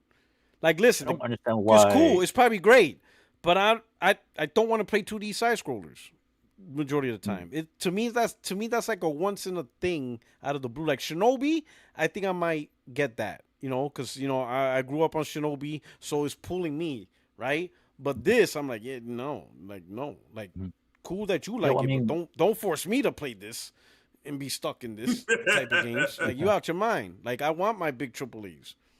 I'm a good old American. I want fat asses and apple pie and fast cars. That doesn't mean, you can have your Teslas, like, sure. But I want my gas guzzlers. I want my shit to as American as you can get. I want my shit to smog. I want the air quality to be messed up. Yeah. You know what I'm saying? On that China Big block, leaf springs. Saying when the ecosystem collapses, I won't be alive, so I don't give a fuck. I'm playing. But what do you think? Farting into the atmosphere right now, polluting it. Yeah, there you go. No, I don't see why these has to be mutually exclusive. Like, I don't understand the narrative where because something is great, that means other things are bad. It just like I'm happy to see indie games thriving. I think it almost has to be that way to kind of be the entry point for developers to do their own thing, right? So if they want to make a AAA title, then I think it's going to take a lot for them to have control of their own game. So the AAA games are going to, if you are to build something under the umbrella of a big corporation, you are going to have to answer to somebody who is, bury you in a pile of money so you can swim in it, right? So I don't know, I want both. Yeah. So and part of it is like, so we talk about the old days, and I am going to play a bunch of indie games that side scrollers or beat 'em up, so that I can have fun like the way the old arcade days. But I also don't want to skip out. Like I just saw something today that was about like a 10-minute video for Ghost of Yote, and it was just all its like environment, right? Man. So yeah, it's great. They don't need to show me nothing else for that game, dude. Yeah, this is Western cinematography at its finest, right? So I know we talked about all these amazing AAA titles, but it's woke. Well, until the sales come out, it's woke. Yeah, I mean, the world needs to be woke so people could freaking finally get their reparations, right? Yeah. Yeah. And I'm talking to a lot of people that deserve it, right? So like, yeah. So yeah. So oh my god, like that's Western cinematography at its finest, because like when I look at something directed at a Chinese AAA game, it always feel like, oh, that's too much of it. Right? There's too much of that panning. There's too much of that like superhero landing. There's too much of that of that. But whenever I look at something from the Western developers, and look at whether you look at a cutscene or you look at just a scene in general, and this is just right. It's not overly cheesy. I'm not seeing too much of it, right? So it's not making me feel like, yeah, I know, I get it. You're trying to convey the emotions, right? You're not shoving it down my face, right? So yeah, that's how I evaluate games. It doesn't make me feel like, okay, you're overdoing it to me. I don't need this, right? So yeah, in Chinese we call it pouring a dog's blood. It's like you're really, really sad, so you're like pouring blood all over the place. Yeah, to just get the idea through. It's not necessary in the modern day. Yeah. So did I digress too much? Blood. Yeah. Okay. It's like being overly cheesy. Yeah. Overly emotional, overly cheesy, overly elaborate. Yeah. I think my take on it is I'm gonna agree with Craig. I mean, I think it's a combination of economic hard times on a lot of these people, and I think reality is catching up. They say they love this hobby, but how many of them are willing to support it? Through buying their games or whatever the case may be. So when a game comes along, I personally haven't played SilkSong. It's not my type of game. I thought about getting in, but I was like, man, it's just one more game that'll go back in the backlog and stay there until eternity. But I can see the appeal to it. I mean, some people like the nostalgic, side scrollers. But I just think, agreeing with Craig that I think it's a combination of just, they're broke guys and PC crybabies and disgruntled Xbox fanboys because here, if it wasn't one of those three, why would they mention Sony, right? So it's just that overall sentiment that they've lost, like J-Dub retired from the console war, right?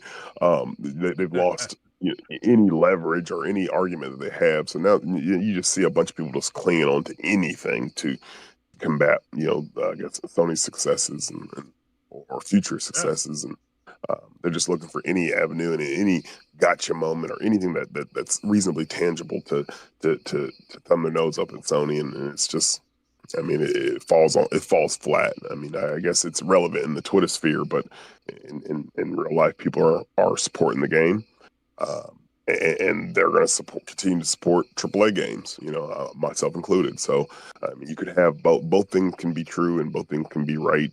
And it's just part of it. But in this day and age, you just have people crying about anything, and it comes from one of those three factions: either the weirdo PC dudes, the brokies, or you're disgruntled, or the Xbox refugees, and that whole. I think the add on what you just saying, Ghost, and something Porter Rock said before we went on air. Why can't people just be happy that a good game has come out and go enjoy the game? That's what I mean. I'm just to a point where right. It's like when a book comes out. If I get my hands on a really good book, like I just got done reading that Star Wars Tarkin book. That's good. I'm like, I just enjoy reading. I'm not going this and that. So that's where I am with my podcast. So I'm just like, hey, just go play the games and enjoy it while you can. Because I mean, look, the Russians and the Polish are shooting at each other right now.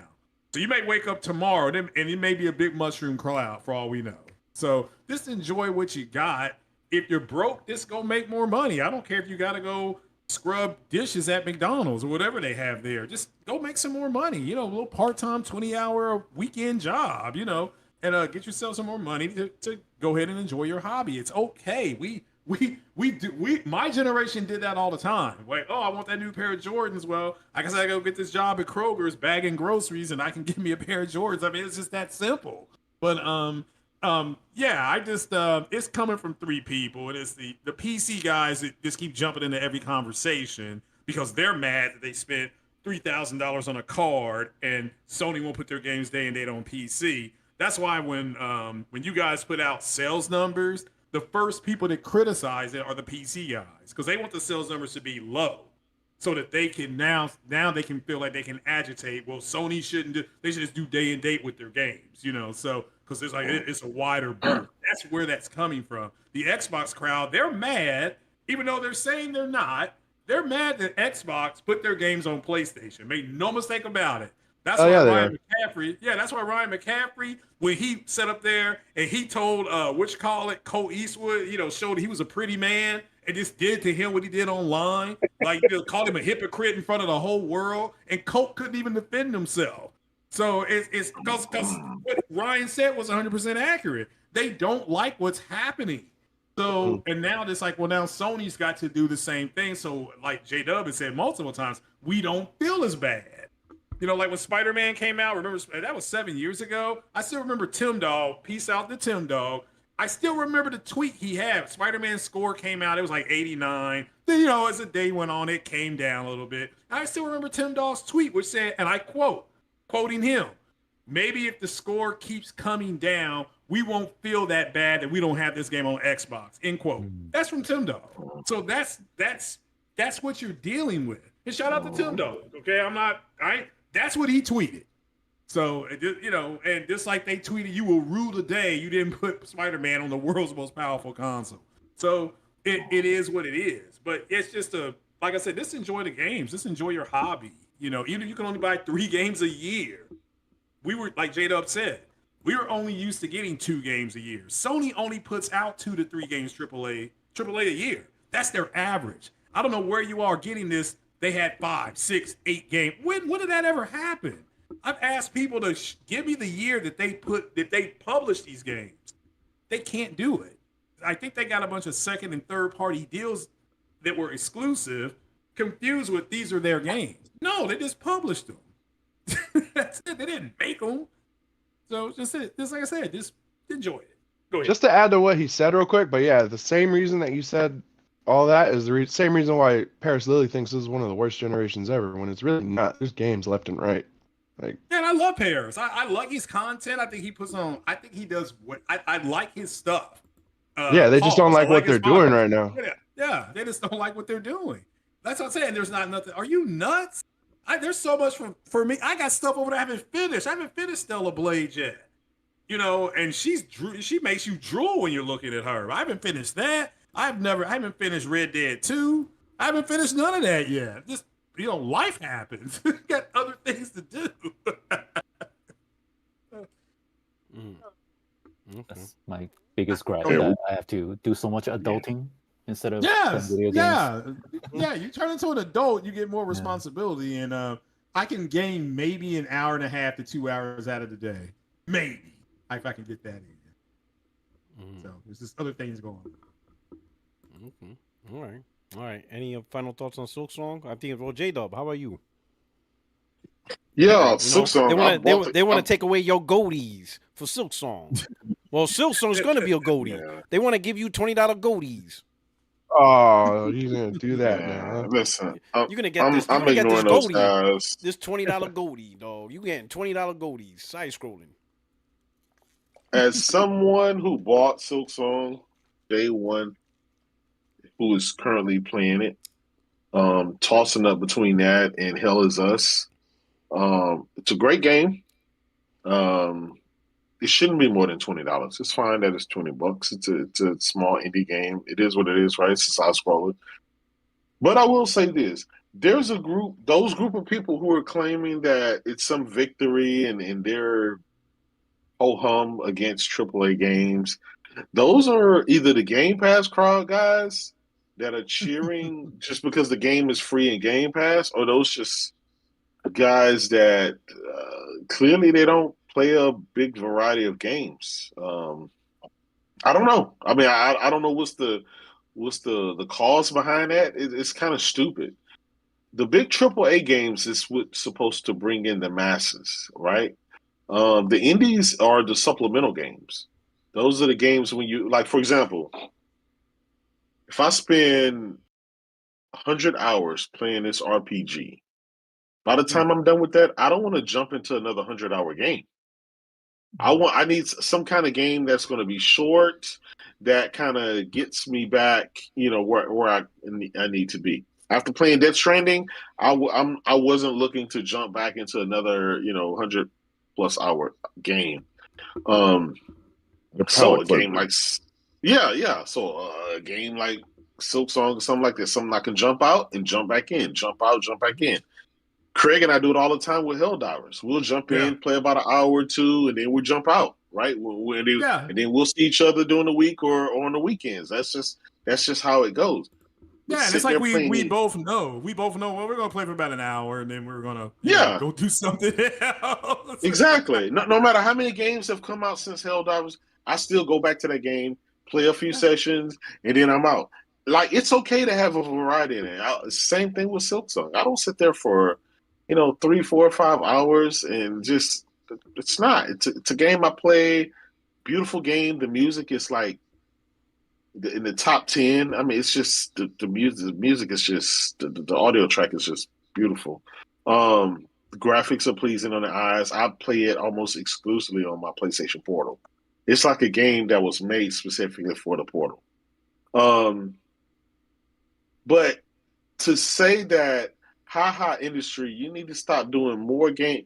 You need to stop doing less games like Spider-Man and God of War and GTA and stuff like that, and just flood the market full of indie games. Listen, there's a reason there's an indie section on the Steam store. There's a reason there's an indie section. It's his own section that's by itself, away from everybody else. Not saying it's these guys, these games can't be the cool kids game.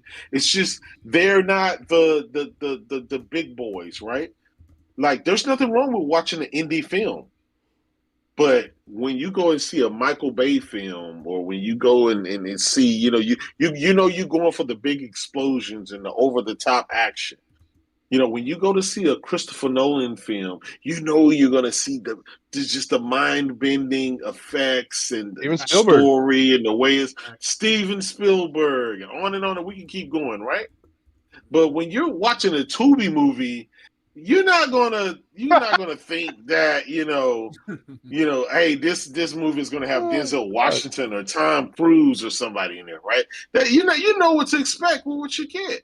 Nothing wrong with indie. They indie game sure can win Game of the Year. I don't think, and it's a personal thing. I don't think an indie game should be, it should have its own category. This is Indie Game of the Year for that category. I don't think, and I'll say this before, what was the game? The EA guy. Shout out to Joseph for I forgot what his name. Nothing wrong with like Joseph Ferris. Yes, Joseph Ferris. Nothing wrong with It Takes Two. Nothing wrong with the type of games that he make. They're beautiful games. My kids love them. I like them.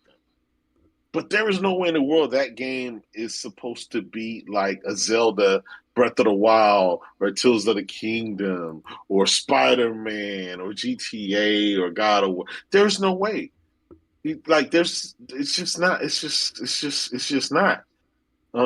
Having a 6 hour, 7 hour game, right? It's totally different from having a 30 hour, 40 hour, 50 hour to 100 hour game. Graphics, right? Sound. There's a reason they call it indie, right? It fits a certain budget, a number of developers, and a special demographic. When you go to watch Transformers, you know what to expect. Big Michael Bay explosive, maybe a $1 billion budget, if not, a little bit less. You know what to expect, and you know what you're getting. No, in no world should they cross over at all. But again, it's just one man's opinion. Great game. It could go for like Indie Game of the Year. There's a few more indies that's probably going to give it a run for its money, but that's fine, not a problem. But there is no way in the world that game should beat out Death Stranding 2. Or I haven't even played it. Go see your tie, but you already can imagine how great that game is going to be. But no way in the world. It's just no way, man. And I played a bunch of great games this year. M's Game of the Year, the is that even classified as an indie game? The Claire Obscure. I don't. Okay, so it's yeah. So guess what? SilkSong will be going against that. That's your Game of the Year. But SilkSong is a No, I was just assuming based on. You said that's your Game of the Generation. Yeah. I just game of all time. That's just a fact. I never said it was game of this year. Okay, but anyway, you put it in high praise. It's an independent game, so it has to compete against that, and so on. But I don't know. Just my opinion. But I do think the guys who are pushing for this AAA boo indie, yeah, I do believe that's the PC crowd. Those guys are cheap as fuck. Any game that's under $10, any game that's under $20, they'll these. I'm not gonna lie. If you thought Xbox guys are cheap because of Game Pass, you haven't ran into shit yet. I've seen guys just spend $2,500. I mean, literally, I've seen guys that spend $2,500 on a GPU alone. Don't want to fucking buy games. Literally don't want to invest in no games. They wait for the sales. They buy all their shit on CD keys, or it's just I don't understand it. I just don't understand it. And shout out to my brother Dead Singer, man. I always give him shit on Mooch's podcast and stuff. He loves the RPGs and stuff like that. That's like his genre. But man, he's cheap. He and shout out to him. He probably know I'm talking about him. But I've seen him. He's like, fuck that. I'm gonna wait for it to go on sale and stuff like that. I've always been like, hey, listen, if you want these games to keep coming back, buy them. Just buy them. Buy them day one, day two, but just buy them. Don't sit there and wait for them to go on sale because, like the developer said once before, hey, listen, like Days Gone developer said, it was like, listen, you guys, if you want to support, if you want sequels, buy the fucking game day one. Don't wait for that shit to go on sale. He said by the time the run of the game is over, like it's done. We're done. Buy the game day one, and I get it. Some people have to wait for Metacritic for whatever reason. They have to wait for somebody else's validation before they end up spending money for their pleasure in their playthrough. But me, SilkSong, I mean, I was going to buy day one. Hell is Us, by the way, guys, it's a great fucking game. It's a game that I enjoy. Beautiful graphics to me, great story to me. It's different. It's not just the average game that you just find every day of the week. I can explain more. I don't want to spoil anything, but I can tell you like about the game. There is no maps or anything like that. They don't start out with telling you. They don't tell you the story or anything. You just have to play the game, talk to people, and find out the story. And it's my kind of game, and you find out and what you're looking for. And then you go and you talk to other people. Yeah, Craig. And then the action. Craig is ready to get it ready. It is not a Souls game, but there's plenty of action in there, and you do fight. The combat in it is fucking great. The graphics is great. It's a great game. Again, I don't care what Metacritic's. I think they gave it like I think it's pushing like a 70 something or whatever. That shit doesn't matter to me. It was a game that I was interested in. 70s. It was a game that I was interested in, and I spent the full price on it and buy it, and hopefully by the time I beat it, I'll be ready for them to make their next game. Hopefully it's a sequel. I'm same way right now with Chronos: The New Dawn. That's a really good game. How is Chronos? Yeah. I heard it's really good, man. Blooper. Dude, it's really good. I don't want to get to that right now. Ask me again later because I'm gonna talk about it for like 10 straight minutes. But just to add to what J-Dub was saying, like PC players are also the ones that are bitching about the fucking difficulty too. There's already mods to make it easy. Yeah. Especially with, like I said, there are a bunch of bitch-made clowns. That's why I don't take. Like when Ghost was just kind of and blocking PC has people that cheat or trainers, people, right? that Those apps that they make unlimited life, all that shit. I know. Hip Hop Gamer, but at least he owns it. He wears that shit like a badge. He says, I cheat. He said he I wants to play the game. He says, I want to play the game the way I want to play. But I respect. That's why I'm glad Chronos doesn't have a difficulty on it. Fuck you guys. Okay. Oh shit. Oh man. I heard they were making. It's like you got to make a game that calls itself SilkSong if you can't beat if you can't SilkSong? beat that, Silk Song or Silk Thong, whatever it's called. Silk If you gotta Thong. put that Oh on my easy, God, you are bro. moist. Yeah. I mean, Yo, you are M can't even moist as take it. hell. Silk Thong. That's it. That's the name Yeah, of Silk the Thong. game Silk now. Thong. Silk Yeah, Thong. I mean, All right. the fact that you gotta, You the put- fact that you gotta make it easier, the fact that you gotta make it easier, and it's called that, then you're terrible. There's You're no moist as difficulty in hell. SilkSong. You can't make it Yeah. easier. He says Silk Please. Thong. It's There's Silk mods Thong. for it though. Thong, ta, thong, thong, thong. There's mods for yeah. SilkSong. Yeah, there's Silk mods for Thong. SilkSong already. That's Yeah. sad. That's sad. It is. That's why I brought up the PC players are probably the ones bitching Yeah, the about character. it. But there's already Oh, mods yeah. out. The character looks Okay, like I won't Cisco talk about from Drew SilkSong. Hill. Because I'm the one who Okay. actually played it. And They loving did a it, looking at mod. the panel. The character now looks like Cisco from Drew Hill. Silk Thong. It ain't got No, no neck. man. Where's this neck at? That ain't got no. Oh, Wait a minute. man. Listen, leave Hornet alone. Let's talk about. All right, I SilkSong. want to hear about this though. Em, talk about it. Yeah, so listen, the game is what it is. There's no difficulty in it. It's very Souls-like in its design. So it's one of those 2D games that tries to give you some of that soul element. So when you die, you have to make it back to your cocoon in order to get your items back, otherwise you lose them. There's ways around that, so they have made it, like I said, a little few quality of life updates. Talking about the topic, when people are like, is this game going to teach anything to the gaming industry? Probably that you shouldn't make indie games, because let's face it, this game, popular though it is, it's probably going to top out around 10 million copies, maybe 15 million at the last game. And for 15 million or $20, it's not really going to be something that interests any of the big AAA game makers. But at the same time, it doesn't have to, because this is a team of 3 people. The core team is 3 people, so if you take a look at Clair Obscur, which was also an indie game, they had a core team of around 30 people. And then when you did all of the outsourcing, it was about 400 people altogether, right? This team is much smaller. Core of 3, and then an outsourcing probably around like 20 or 30. I haven't rolled the credits yet, but the point is that's what it is. So the economics of that just work entirely differently. Like this game will sell at least 10 million copies if we are, to go by how popular it has been for the last 8 years, how legendary it is, how much of a, cult classic it is. And when you take, something like 15 million and you times it by 20, and you end up at 300 and you split that across 3 people, right? Like that's a lot of money. That's a lot of money per person. That takes you back to the days when these developers could make, like enough money to buy Ferraris. That's basically what it is. These people, even though they put in 8 years of work into this, first of all, those 8 years was sponsored by the last game that also sold around 50 million. It came around $15 for that game when it wasn't on sale. And so again, you have just a situation where the economics can work to such a low price point. And yet, a lot of people are still pirating this game.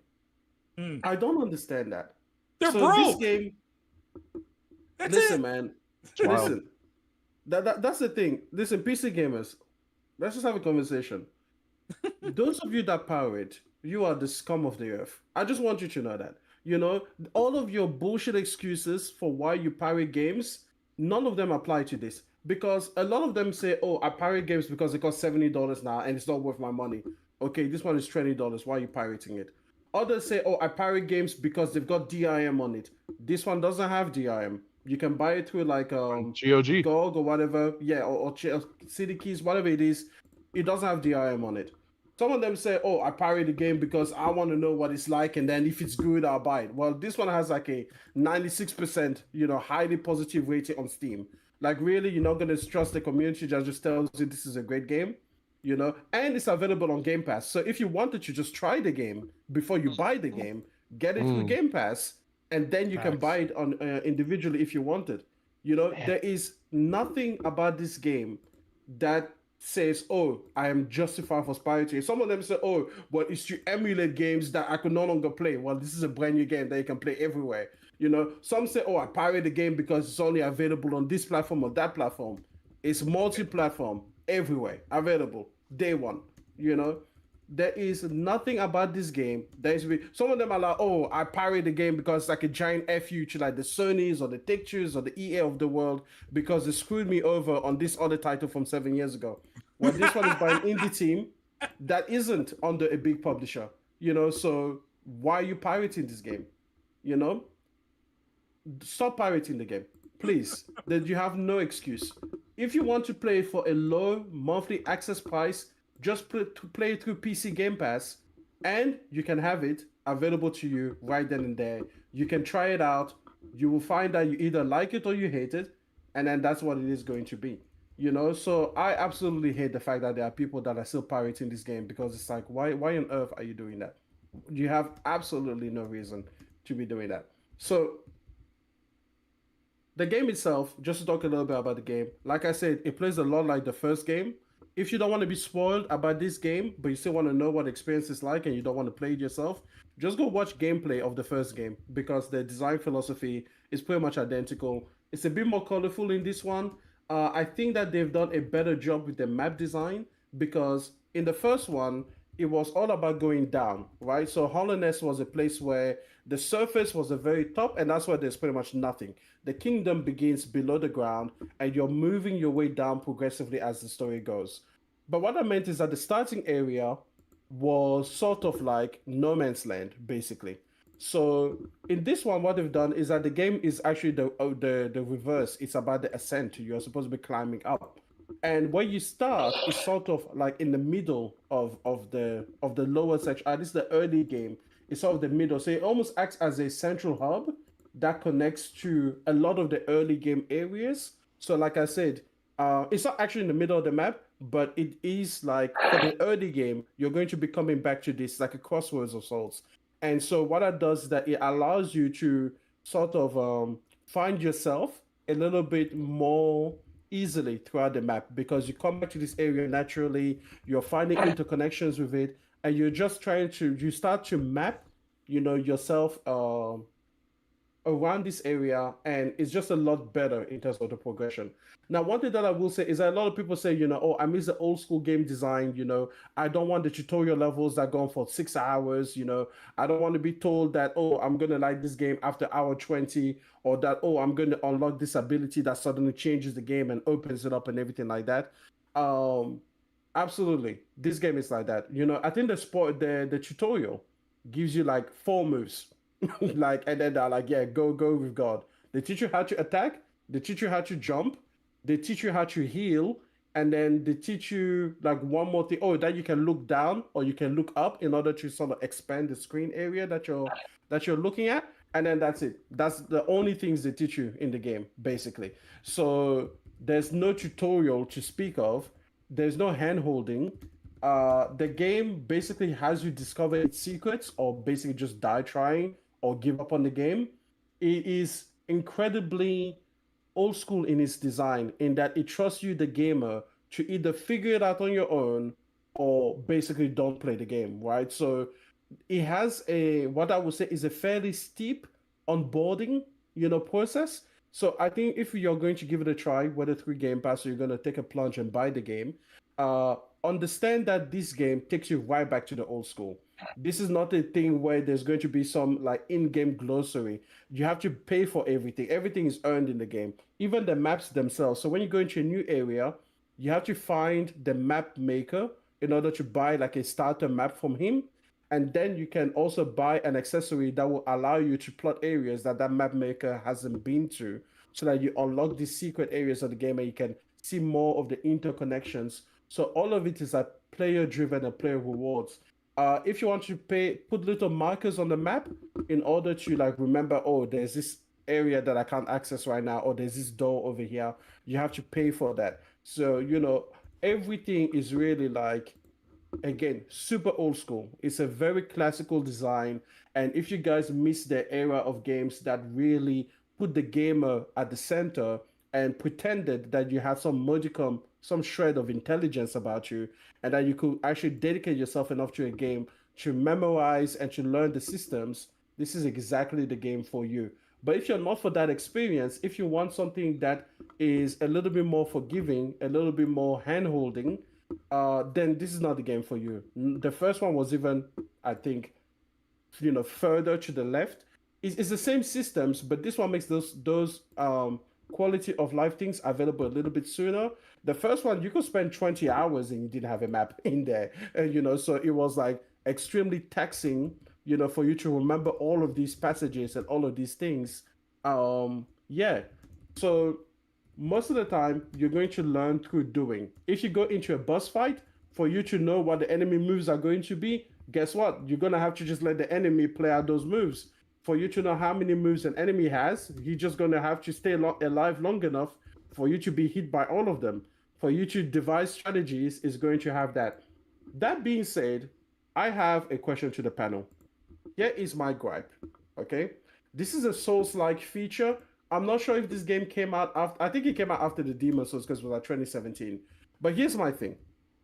I absolutely, and I mean this from the core of the bottom of my soul, from that one shred of divinity that is pure within me, I absolutely abhor the fact that if I die in a boss fight, you spawn me on a bench, and that bench can be like 5 minutes away from where the arena was, Now, unless you are lucky, and sometimes there's a bench that is actually fairly quite close, but I absolutely hate the track. Listen, if it's going to backtracking, this, I hate that shit. It's why I didn't play Lies of P, right?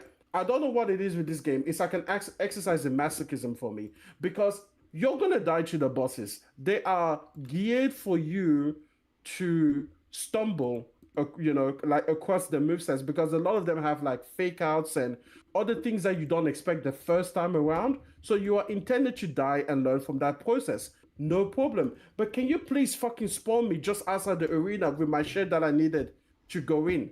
Like, can I just get that? Because sometimes the backtracking makes me want to throw this controller.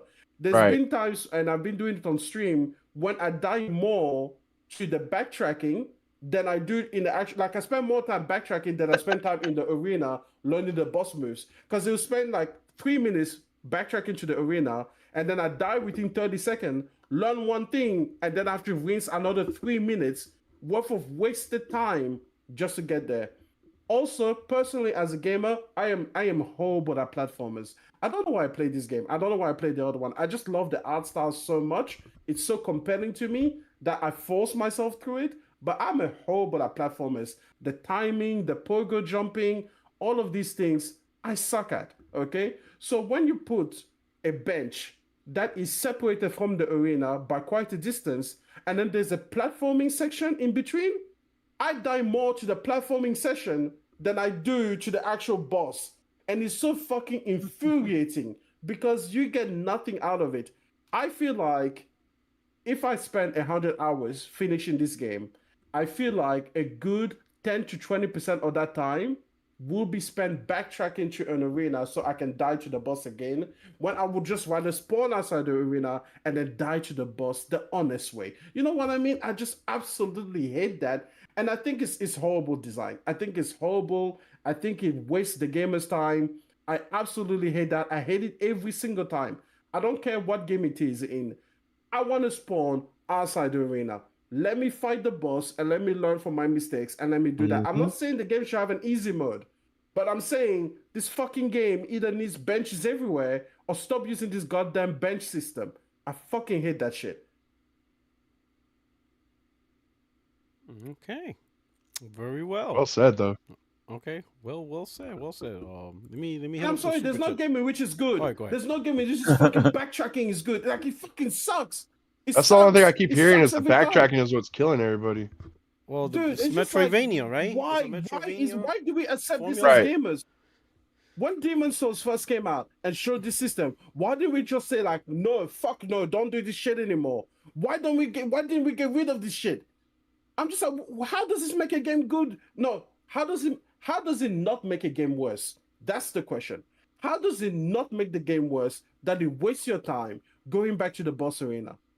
Like, it's like, yeah, you know what? I love backtracking here.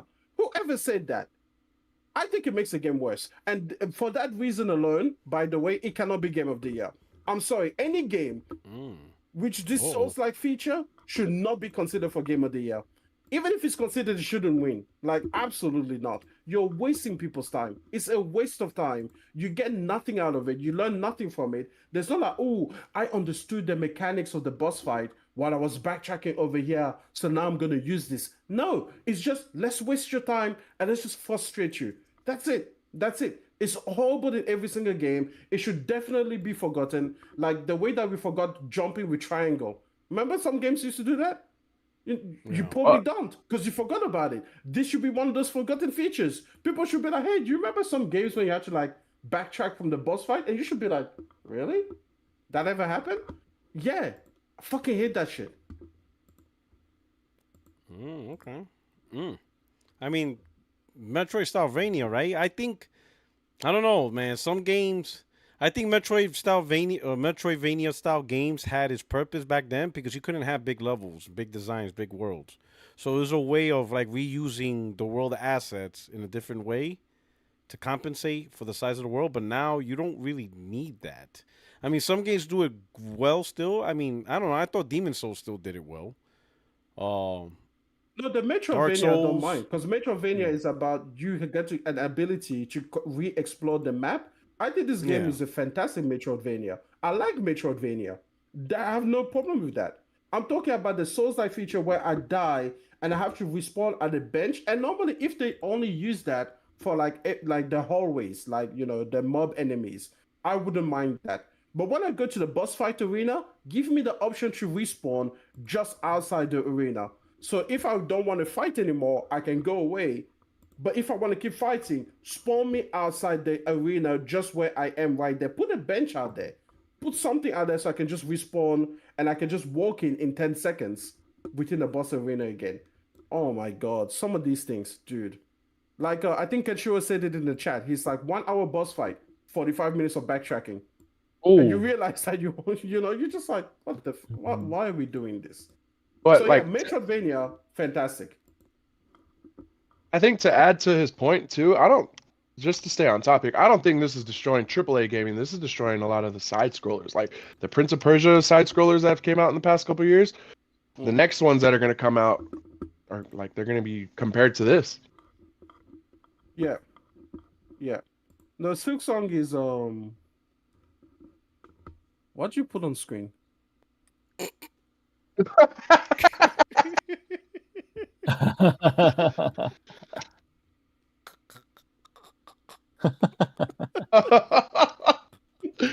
Yeah. Damn. Oh, that's fucking funny. That down.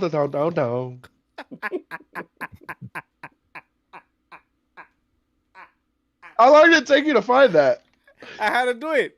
You did that? So while M was on his tirade, I'm like, you know what? I don't want to listen to this shit. Let me work on this. No, I'm playing. M. I'm listening. But I had to do it. I had to do it for the culture. I had to do it for the culture. Listen, funny. I did it for you guys. This is what I do. I did it for you. You know what I'm saying? That's great.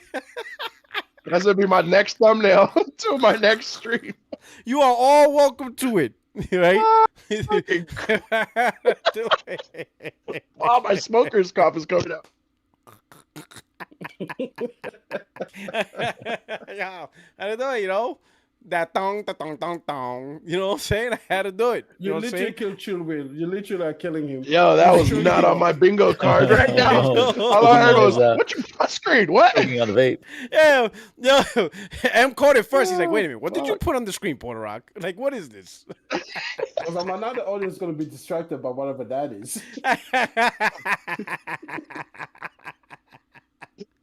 Oh, that's fucking funny. It. I did it for the community. This is free. No membership required. This is for the community. All right, go ahead, and keep selling what you gotta say. No, listen. My thing is, I like Metroidvanias. I do not mind the game design. I do not even mind the map. Because for a lot of people, 90% of the enemy is the map itself. It's basically the confusion that you get. There's no objectives to speak of in this game. Like, there are side quests in this particular one, but essentially there's no objective markers. There's no, sometimes they give you an indication that is flat out wrong. Like a NPC will be like, oh, in this area, go down to the bottom, find this thing, and there's going to be like 3 of them, right? And 2 of them will be where he said they were going to be, and then 1 of them will be in some other area that does not fit the description of what he was talking about. So there was one particular guy that I had to find, and the person said, "Hey, go here," and it wasn't there. Like it was just like it was kind of there, but like imagine like if your like I don't know your wife says something and she's like, "Hey, you know what? Go and pick up this thing," and you're like, "Where?" And she's like, "South of here," and that's all the instruction that she gave you. And technically, she might be right, but those are not useful instructions, right?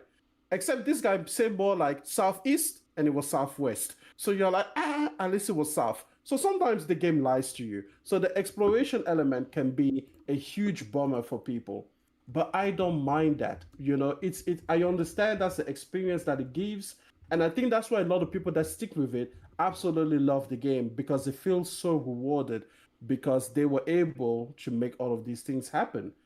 But, you know, at the same time, again, what I'm going to say is this entire thing of, oh, let's waste the time that people have and force them to backtrack, you know. Again, force me to backtrack for the platforming sessions, I don't mind. Force me to backtrack for the regular mob enemies, I don't mind. But force me to backtrack for a boss arena when you know that it is intentionally designed to kill me, so I have to backtrack to this thing all of the time. Dude, even if it is a relatively short distance, that can be minutes added to your playtime. You know, like I was just playing a particular section there, and I think I spent 15 minutes backtracking, and then the boss fight at the end of the day only took me about 3 minutes to beat. So it's just not a good ratio, and I just do not understand how gamers have not rebelled against this to take this shit out of, you know, the gaming, you know, mechanic circulation. I'm sorry. They have Benches and bonfires and whatever Elden Ring uses or, you know, the Souls games use. I fucking hate that. Lies of P, I dropped the Lies of P demo because I made it to the boss fight and then it put me like 2 minutes of backtracking. By the time I got back to the arena again, I just deleted the game. I was like, no, because I'm going to go in there, I'm going to die one more time, and I'm going to have to go through that session again. And what pisses me off is that the people that defend this say, oh, you can just roll past the enemies. Then why are we there then? Because you don't even want to engage with the content that is on the way to the backtracking. You don't even want to fight the enemies anymore. You just want to get past them. So essentially, it's just a really long load screen back to the arena, because that's what it is, because you just want to get back there. You don't want to engage with any content along the way. Fuck. I'm just like, geez. Listen, Souls-like players, people that actually pay for this shit, can you guys just, you know, like, can you just get rid of that, please? You know, we got rid of loot boxes. That's pretty good, you know? So you guys do this for the gaming culture. Get rid of this goddamn bonfires, respawn over there shit. Just please. Huh? Real shit though. If Elden Ring was like that, I would be fucked. I would have threw my damn controller out the window if Elden Ring was like that, dude. Oh my god! Man. If they had no, what do they call them in that? Graces? I would have fucking threw my controller out the window. Fuck. I can only imagine if I had to backtrack through a whole open world. Like fuck that, dude. Oh man, dude, I'm telling you, man. Yeah. And then it has platforming as well. Elden Ring, I'm pretty sure, had very light platforming. This one, terrible. Platforming is one of the most like, you know, like intense sections, you know, unlike Clay Obscure, which has, oh my god, that has shit platforming. Jesus Christ. If you want to take something away from Clay Obscure, the platforming sections, oh my god, I'd rather play the Path of Pain in Hollow Knight than play like a basic platforming section in Clay Obscure. That shit is not designed for that, you know. But the point is this, man, I don't know. I just feel like gamers' time should be respected, and I see no benefit in the game design for making you backtrack. I don't understand why developers do it. I could understand on the PS3 if there were like limitations as to where you could respawn, because some games allow you to like basically save anywhere and it will just spawn you right where it is. I could understand if back then they couldn't do that, so they had to pick specific save points. But by now, you should have figured this shit out. Either put a site of grace or a bench or a bonfire or whatever the fuck you call your thing right outside an arena so that people can just choose to save there, or just give them the grace of respawning right there if they are going to go into a boss fight. It just should be So simple. I don't know. I just fuck every time. Every time it happens in this game, I'm like, God damn it! I want to delete this shit every single time. Sounds right. Let me do some super chats real quick. We got Gordo P23. Thank you for the super chat. Says that was a good super chat too. What happened? What's it going? That was a great super chat. Go ahead. Okay, he goes. If only broke. Is that supposed to be a bitch ass or ass? Or PC dudes promoting this. They want all games to be low budget, so they'll work on their shit 1080 Ti PCs. If you don't believe me, check Steam's top games. They're all under $20 or free to play. All right. Yep. Now, Silver Wolf. PC Fuda furry lovers are begging each other to not pirate SilkSong. In my honest opinion, Ori is better. Thank you for so much, Silver Wolf. And Glassdoor Gaming. Does Ori do the if you die in a boss fight, it spawns you 10 minutes away thing?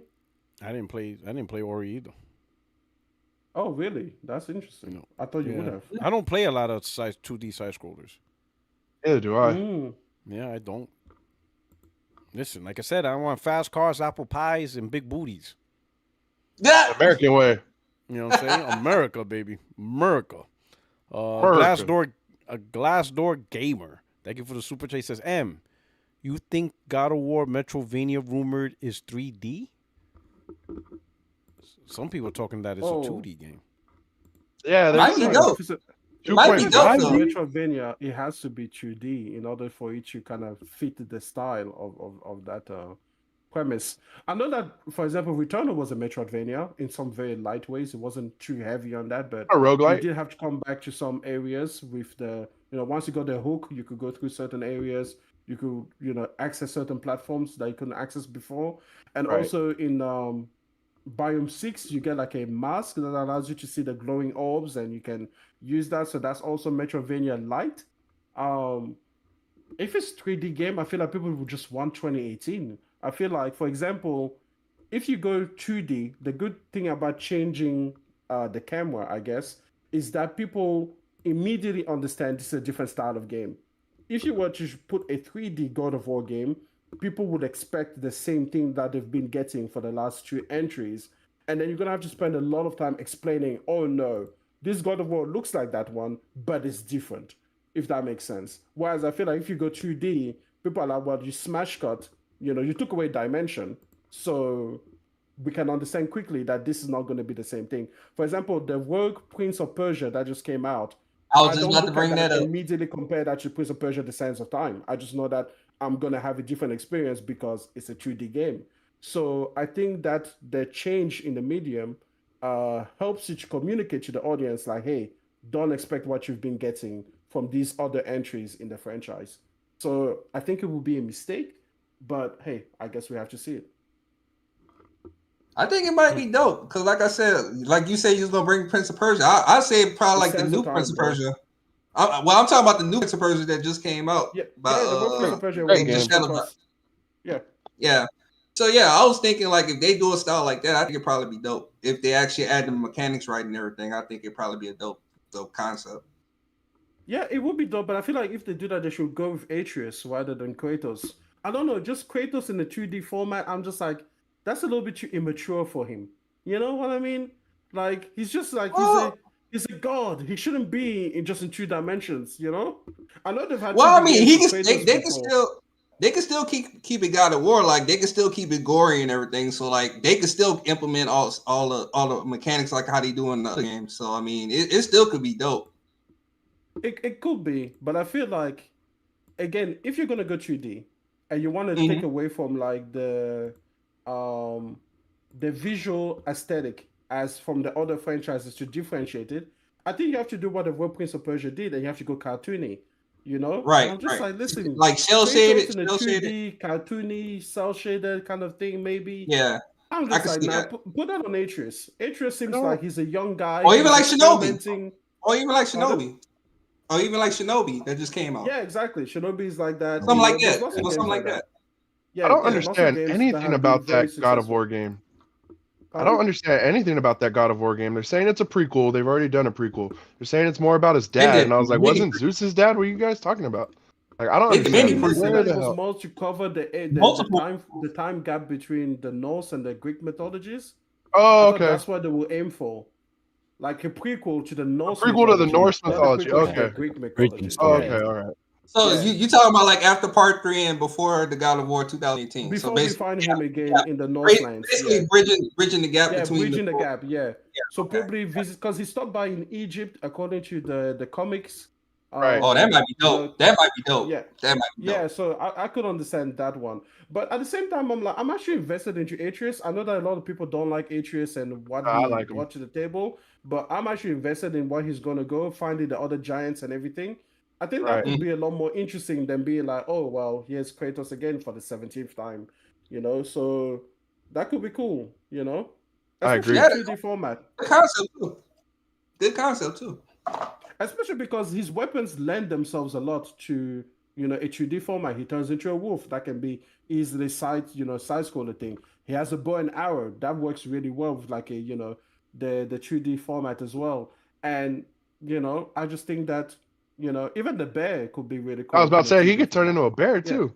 you know, yeah. So Oh yeah, he could do that. Yeah. I just think that his skill set would allow him, and then you could go places that, you know, because when you do 2D, you know, you can do a relatively large world, you know, with not a lot of investment in doing like geometry. So maybe you could even do like a whole bunch of lands, like, you know, go not just to Egypt, but maybe other parts of Africa, maybe down to Australia, and that would be like in the Aboriginal period, you know, and their myths and everything like that. So you could, you know, cover a lot of ground, you know, to places or like the Celtic area, because a lot of people have, you know, always say like the Celtic gods could be interesting. You could do something with that, you know, different I want them to do mythologies, the as you said, Aztec being gods. explored. The Aztecs, you know, exactly like that. Oh And yeah, that you could know, be. I think there's enough between the mirrors that we were using in the game. There's enough in the lore to allow travel across different lands, and that could also explain how Kratos moved from one, you know, the Greek period into The the Norse. Norse Yeah. by using, you know, different teleportations devices and everything. And Tyr used that as well because he did what we're talking about. He went to all the different mythologies and presented himself as the god and had diplomatic relations with different pantheons. So I think it would be cool for Atreus to do that because he kind of idolizes Tyr as well as his father, right? Like he really Right. loved the fact that, and he can speak different languages quite quickly. It would be really awesome for him to do that. Yeah. Yeah. Okay. I have to agree with that. All right. I think that's it. I think that covers. Hey, Chilwell, you want to talk about Chronos real quick before we depart? I would fucking love to talk about Chronos. Oh, Thank before you you for bringing that do, up. just one quick thing. Control Ultimate Edition is $5.49 on the PlayStation Store in Australia. Wow. So that's at $3 in the US. So if you never picked up Control, the Ultimate Edition is on sale now at a ridiculously Cop good that. price. Cop that. Yeah. Definitely cop that. I Troll mean, I is already freaking have awesome. it. Yeah, so do I. Me too. Very good game. Very good game. Oh yeah, Control. Yeah, Control. That's a good one. Yes, it is. Hell yeah. All right. Highly So what's recommend. going on? Break down Chronos to us. Oh man, so kind of like similar to what I said, the Lost Soul Aside. If you like hack and slash games, you'll like Lost Soul Aside. If you're into survival horror like I am, I fucking love it. It brought my love for gaming back. I love survival horror games. You will like Chronos: The New Dawn. It is literally a mixture between Dead Space, Silent Hill with a little flair of Resident Evil 4 in it. When I bring up all three of those games, I mean, wait, real quick, has anyone played Silent Hill 2 on this panel? No. Not too. Nah, I haven't played the remake. I played the PlayStation 2 version. So what Silent Hill is supposed to be, it's supposed to be a purgatory between heaven and hell, or not heaven and hell, between earth and hell, and that's where you're stuck at. And sometimes in Silent Hill, you will merge over to the hell area that they have in Silent Hill. So when it comes to Dead Space, the suit is very reminiscent of it. The upgrades to your suit is very reminiscent of Dead Space, and a lot of the guns are very similar to it too. When I say it's similar to Silent Hill, it's because it has that atmospheric horror like Silent Hill. As soon as you get out of your ship in the beginning of the game, it's very foggy. You can't see shit. And I credit Blooper Team with that because they're really good when it comes to atmospheric horror. Like when they did Blair Witch, The Medium, and all the other games along with Silent Hill. Yeah. They really like kicked it up a notch. And it has the combat of a Resident Evil 4. The enemies are really aggressive and they just charge at you. But what they did different in this game, unlike Lost Soul's side, is I've never seen the merging mechanic that they have between the enemies. So if you kill an enemy, you got to burn the body, and you don't have enough lighter fluid or torch equipment to burn everybody in the game. So when another enemy comes out, they can merge with that dead body and become a stronger enemy that becomes kind of a hassle to kill. And I just think it's a great fucking game. I love the fact that they're really scarce on the resources.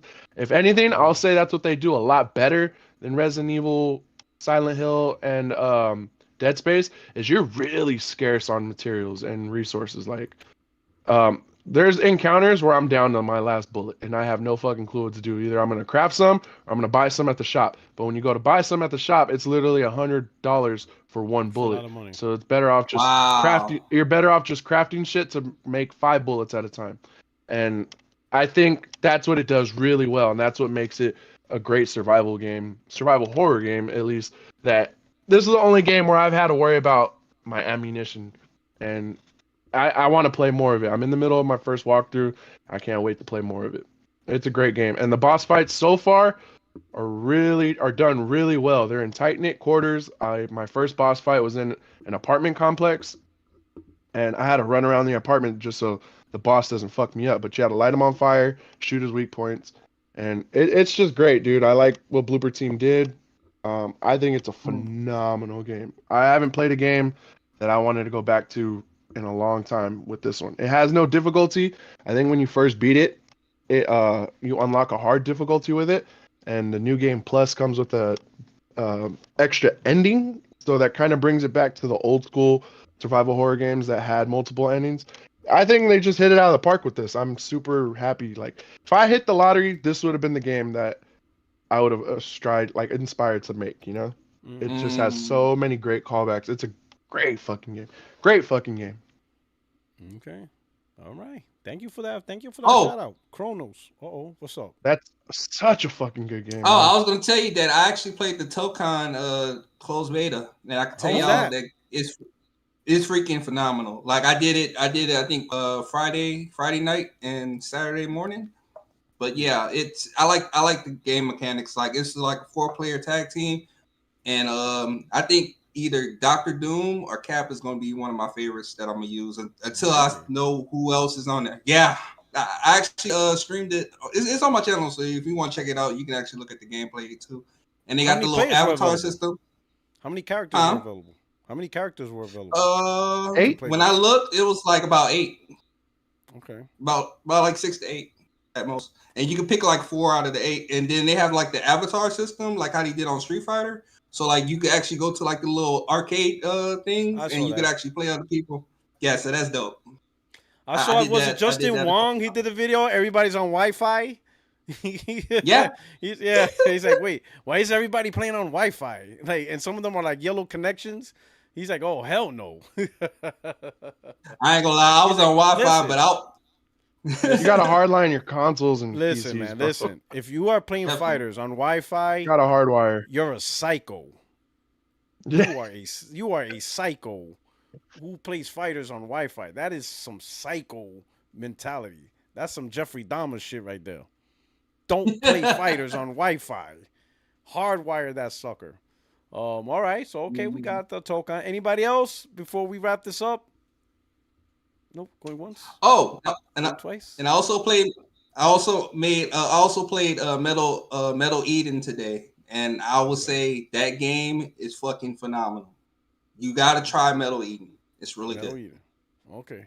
Yeah. So did the first 3 missions. All right. So those are the advice of the experts. All right. Yeah. Play those games. Okay. And I think we're gonna wrap this up, yo. We're gonna close the show out. We're gonna go around the horn. Start out with Chill Will. Hey, yeah. Appreciate you for having me. Appreciate being a panel member now. That's a big honor for me. Appreciate you guys for having me. I do have a channel where I stream. It's Chill Will. I will be streaming Chronos at 9 o'clock tonight before I go into work. It's a great game, dude. I highly recommend it. If you like Resident Evil, Dead Space, or Silent Hill, that game is just, I think it's a classic in the making. Okay. Check it out. You know, check out his channel, check out his content. And if you're interested in Chronos or you're just wondering what it's about, he's streaming it, so you can get a taste of it. All right, yo, M. Yep. Yo, listen, people. This year is phenomenal for gaming. Okay, go out there, find yourself a fantastic game of the year. Game Pass has been cooking. You've got Clear Obscure and Hollow Knight SilkSong in there. You know, if you're not on Game Pass, you have plenty of games. If you didn't check it out, The Rogue Prince of Persia came out on PlayStation Plus, I think, as well as Game Pass. I think it's one of those that actually came out on both. Yeah. And it is absolutely fantastic. I couldn't spend too much time on it, but it's great.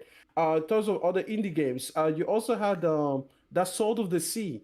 Fantastic game. Like, honestly, absolutely fantastic. And it's just one of the great games to play when you're listening to your podcast. So if ever you are, listening to your favorite podcast and you just need a game that you can just chill out and vibe with while still paying attention to whatever a person is saying, hey, listen, fantastic game right there. I think you should be extremely proud that the indie community has really come through and put out all of these diverse experiences for really affordable prices too.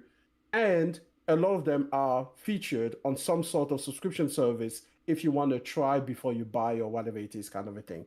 So go ahead and do that. And of course, Ghost of Yote is coming. Listen, I have my beef with PlayStation, but listen, man, I don't have my beef with PlayStation Studios, okay? Because that game is looking phenomenal, okay? Yep. So, that's gonna have to be bought. So anyways, go out there, find a game that you love, because I honestly genuinely think that people will look back at this year and they will not believe how unbelievably good it was that GTA 6 didn't release. Because otherwise, all of these games would have been sucked up into the maelstrom of GTA 6. So it's absolutely the best thing that GTA 6 vacated, this half of the year, because none of these games could exist or be talked about if that gigantic, Category 6 hurricane was actually around. So until GTA 6 comes out, go and get your new favorite game. There's so many choices out there, and give some love to the indies. There you go.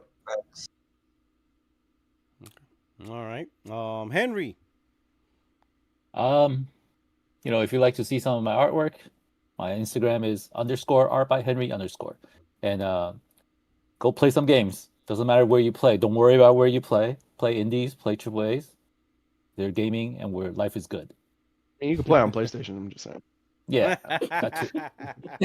throw that. That's another thing too. I'm so sorry. I'm so sorry to cut you off. It runs great for a UE5 game. That's the crazy thing.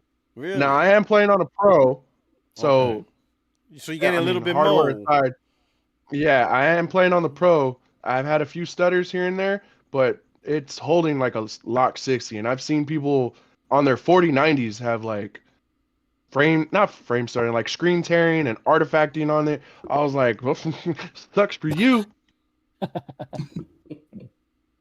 Okay, all right.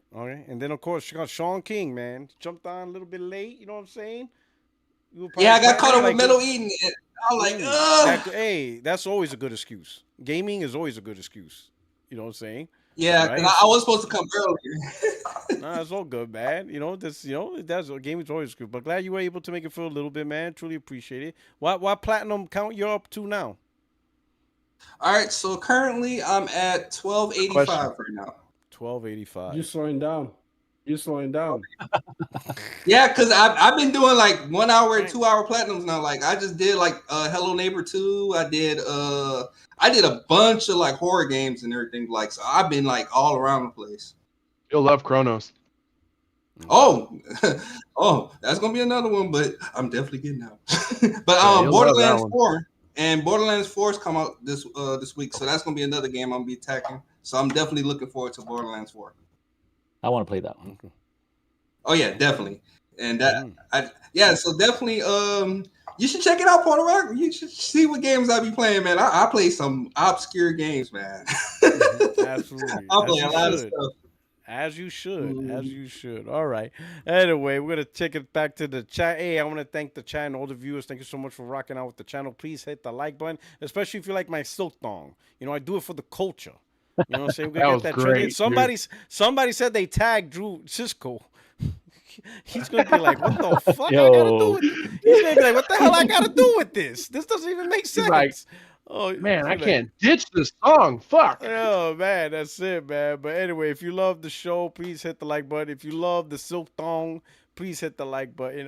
Anyway, this is your only friend, these YouTube streets, Porter Rock 77, and we are out of here. I will see you next week on another episode, 60 frames no lag, with all the panel members that you see here. This nice diversity of wokeness spread across, and I'm only gonna make it bigger. I'm gonna look for lesbos, trans. I'm just gonna rainbow the hell out of this screen. This shit's gonna look like Lucky Charms. You got a magic This jar? fuck. I'm gonna get sponsorship by Lucky Charms. And then of course check me out Friday. Hopefully I'm able to get a special guest Friday to rock with you. All right. Till then, you guys take care. Peace.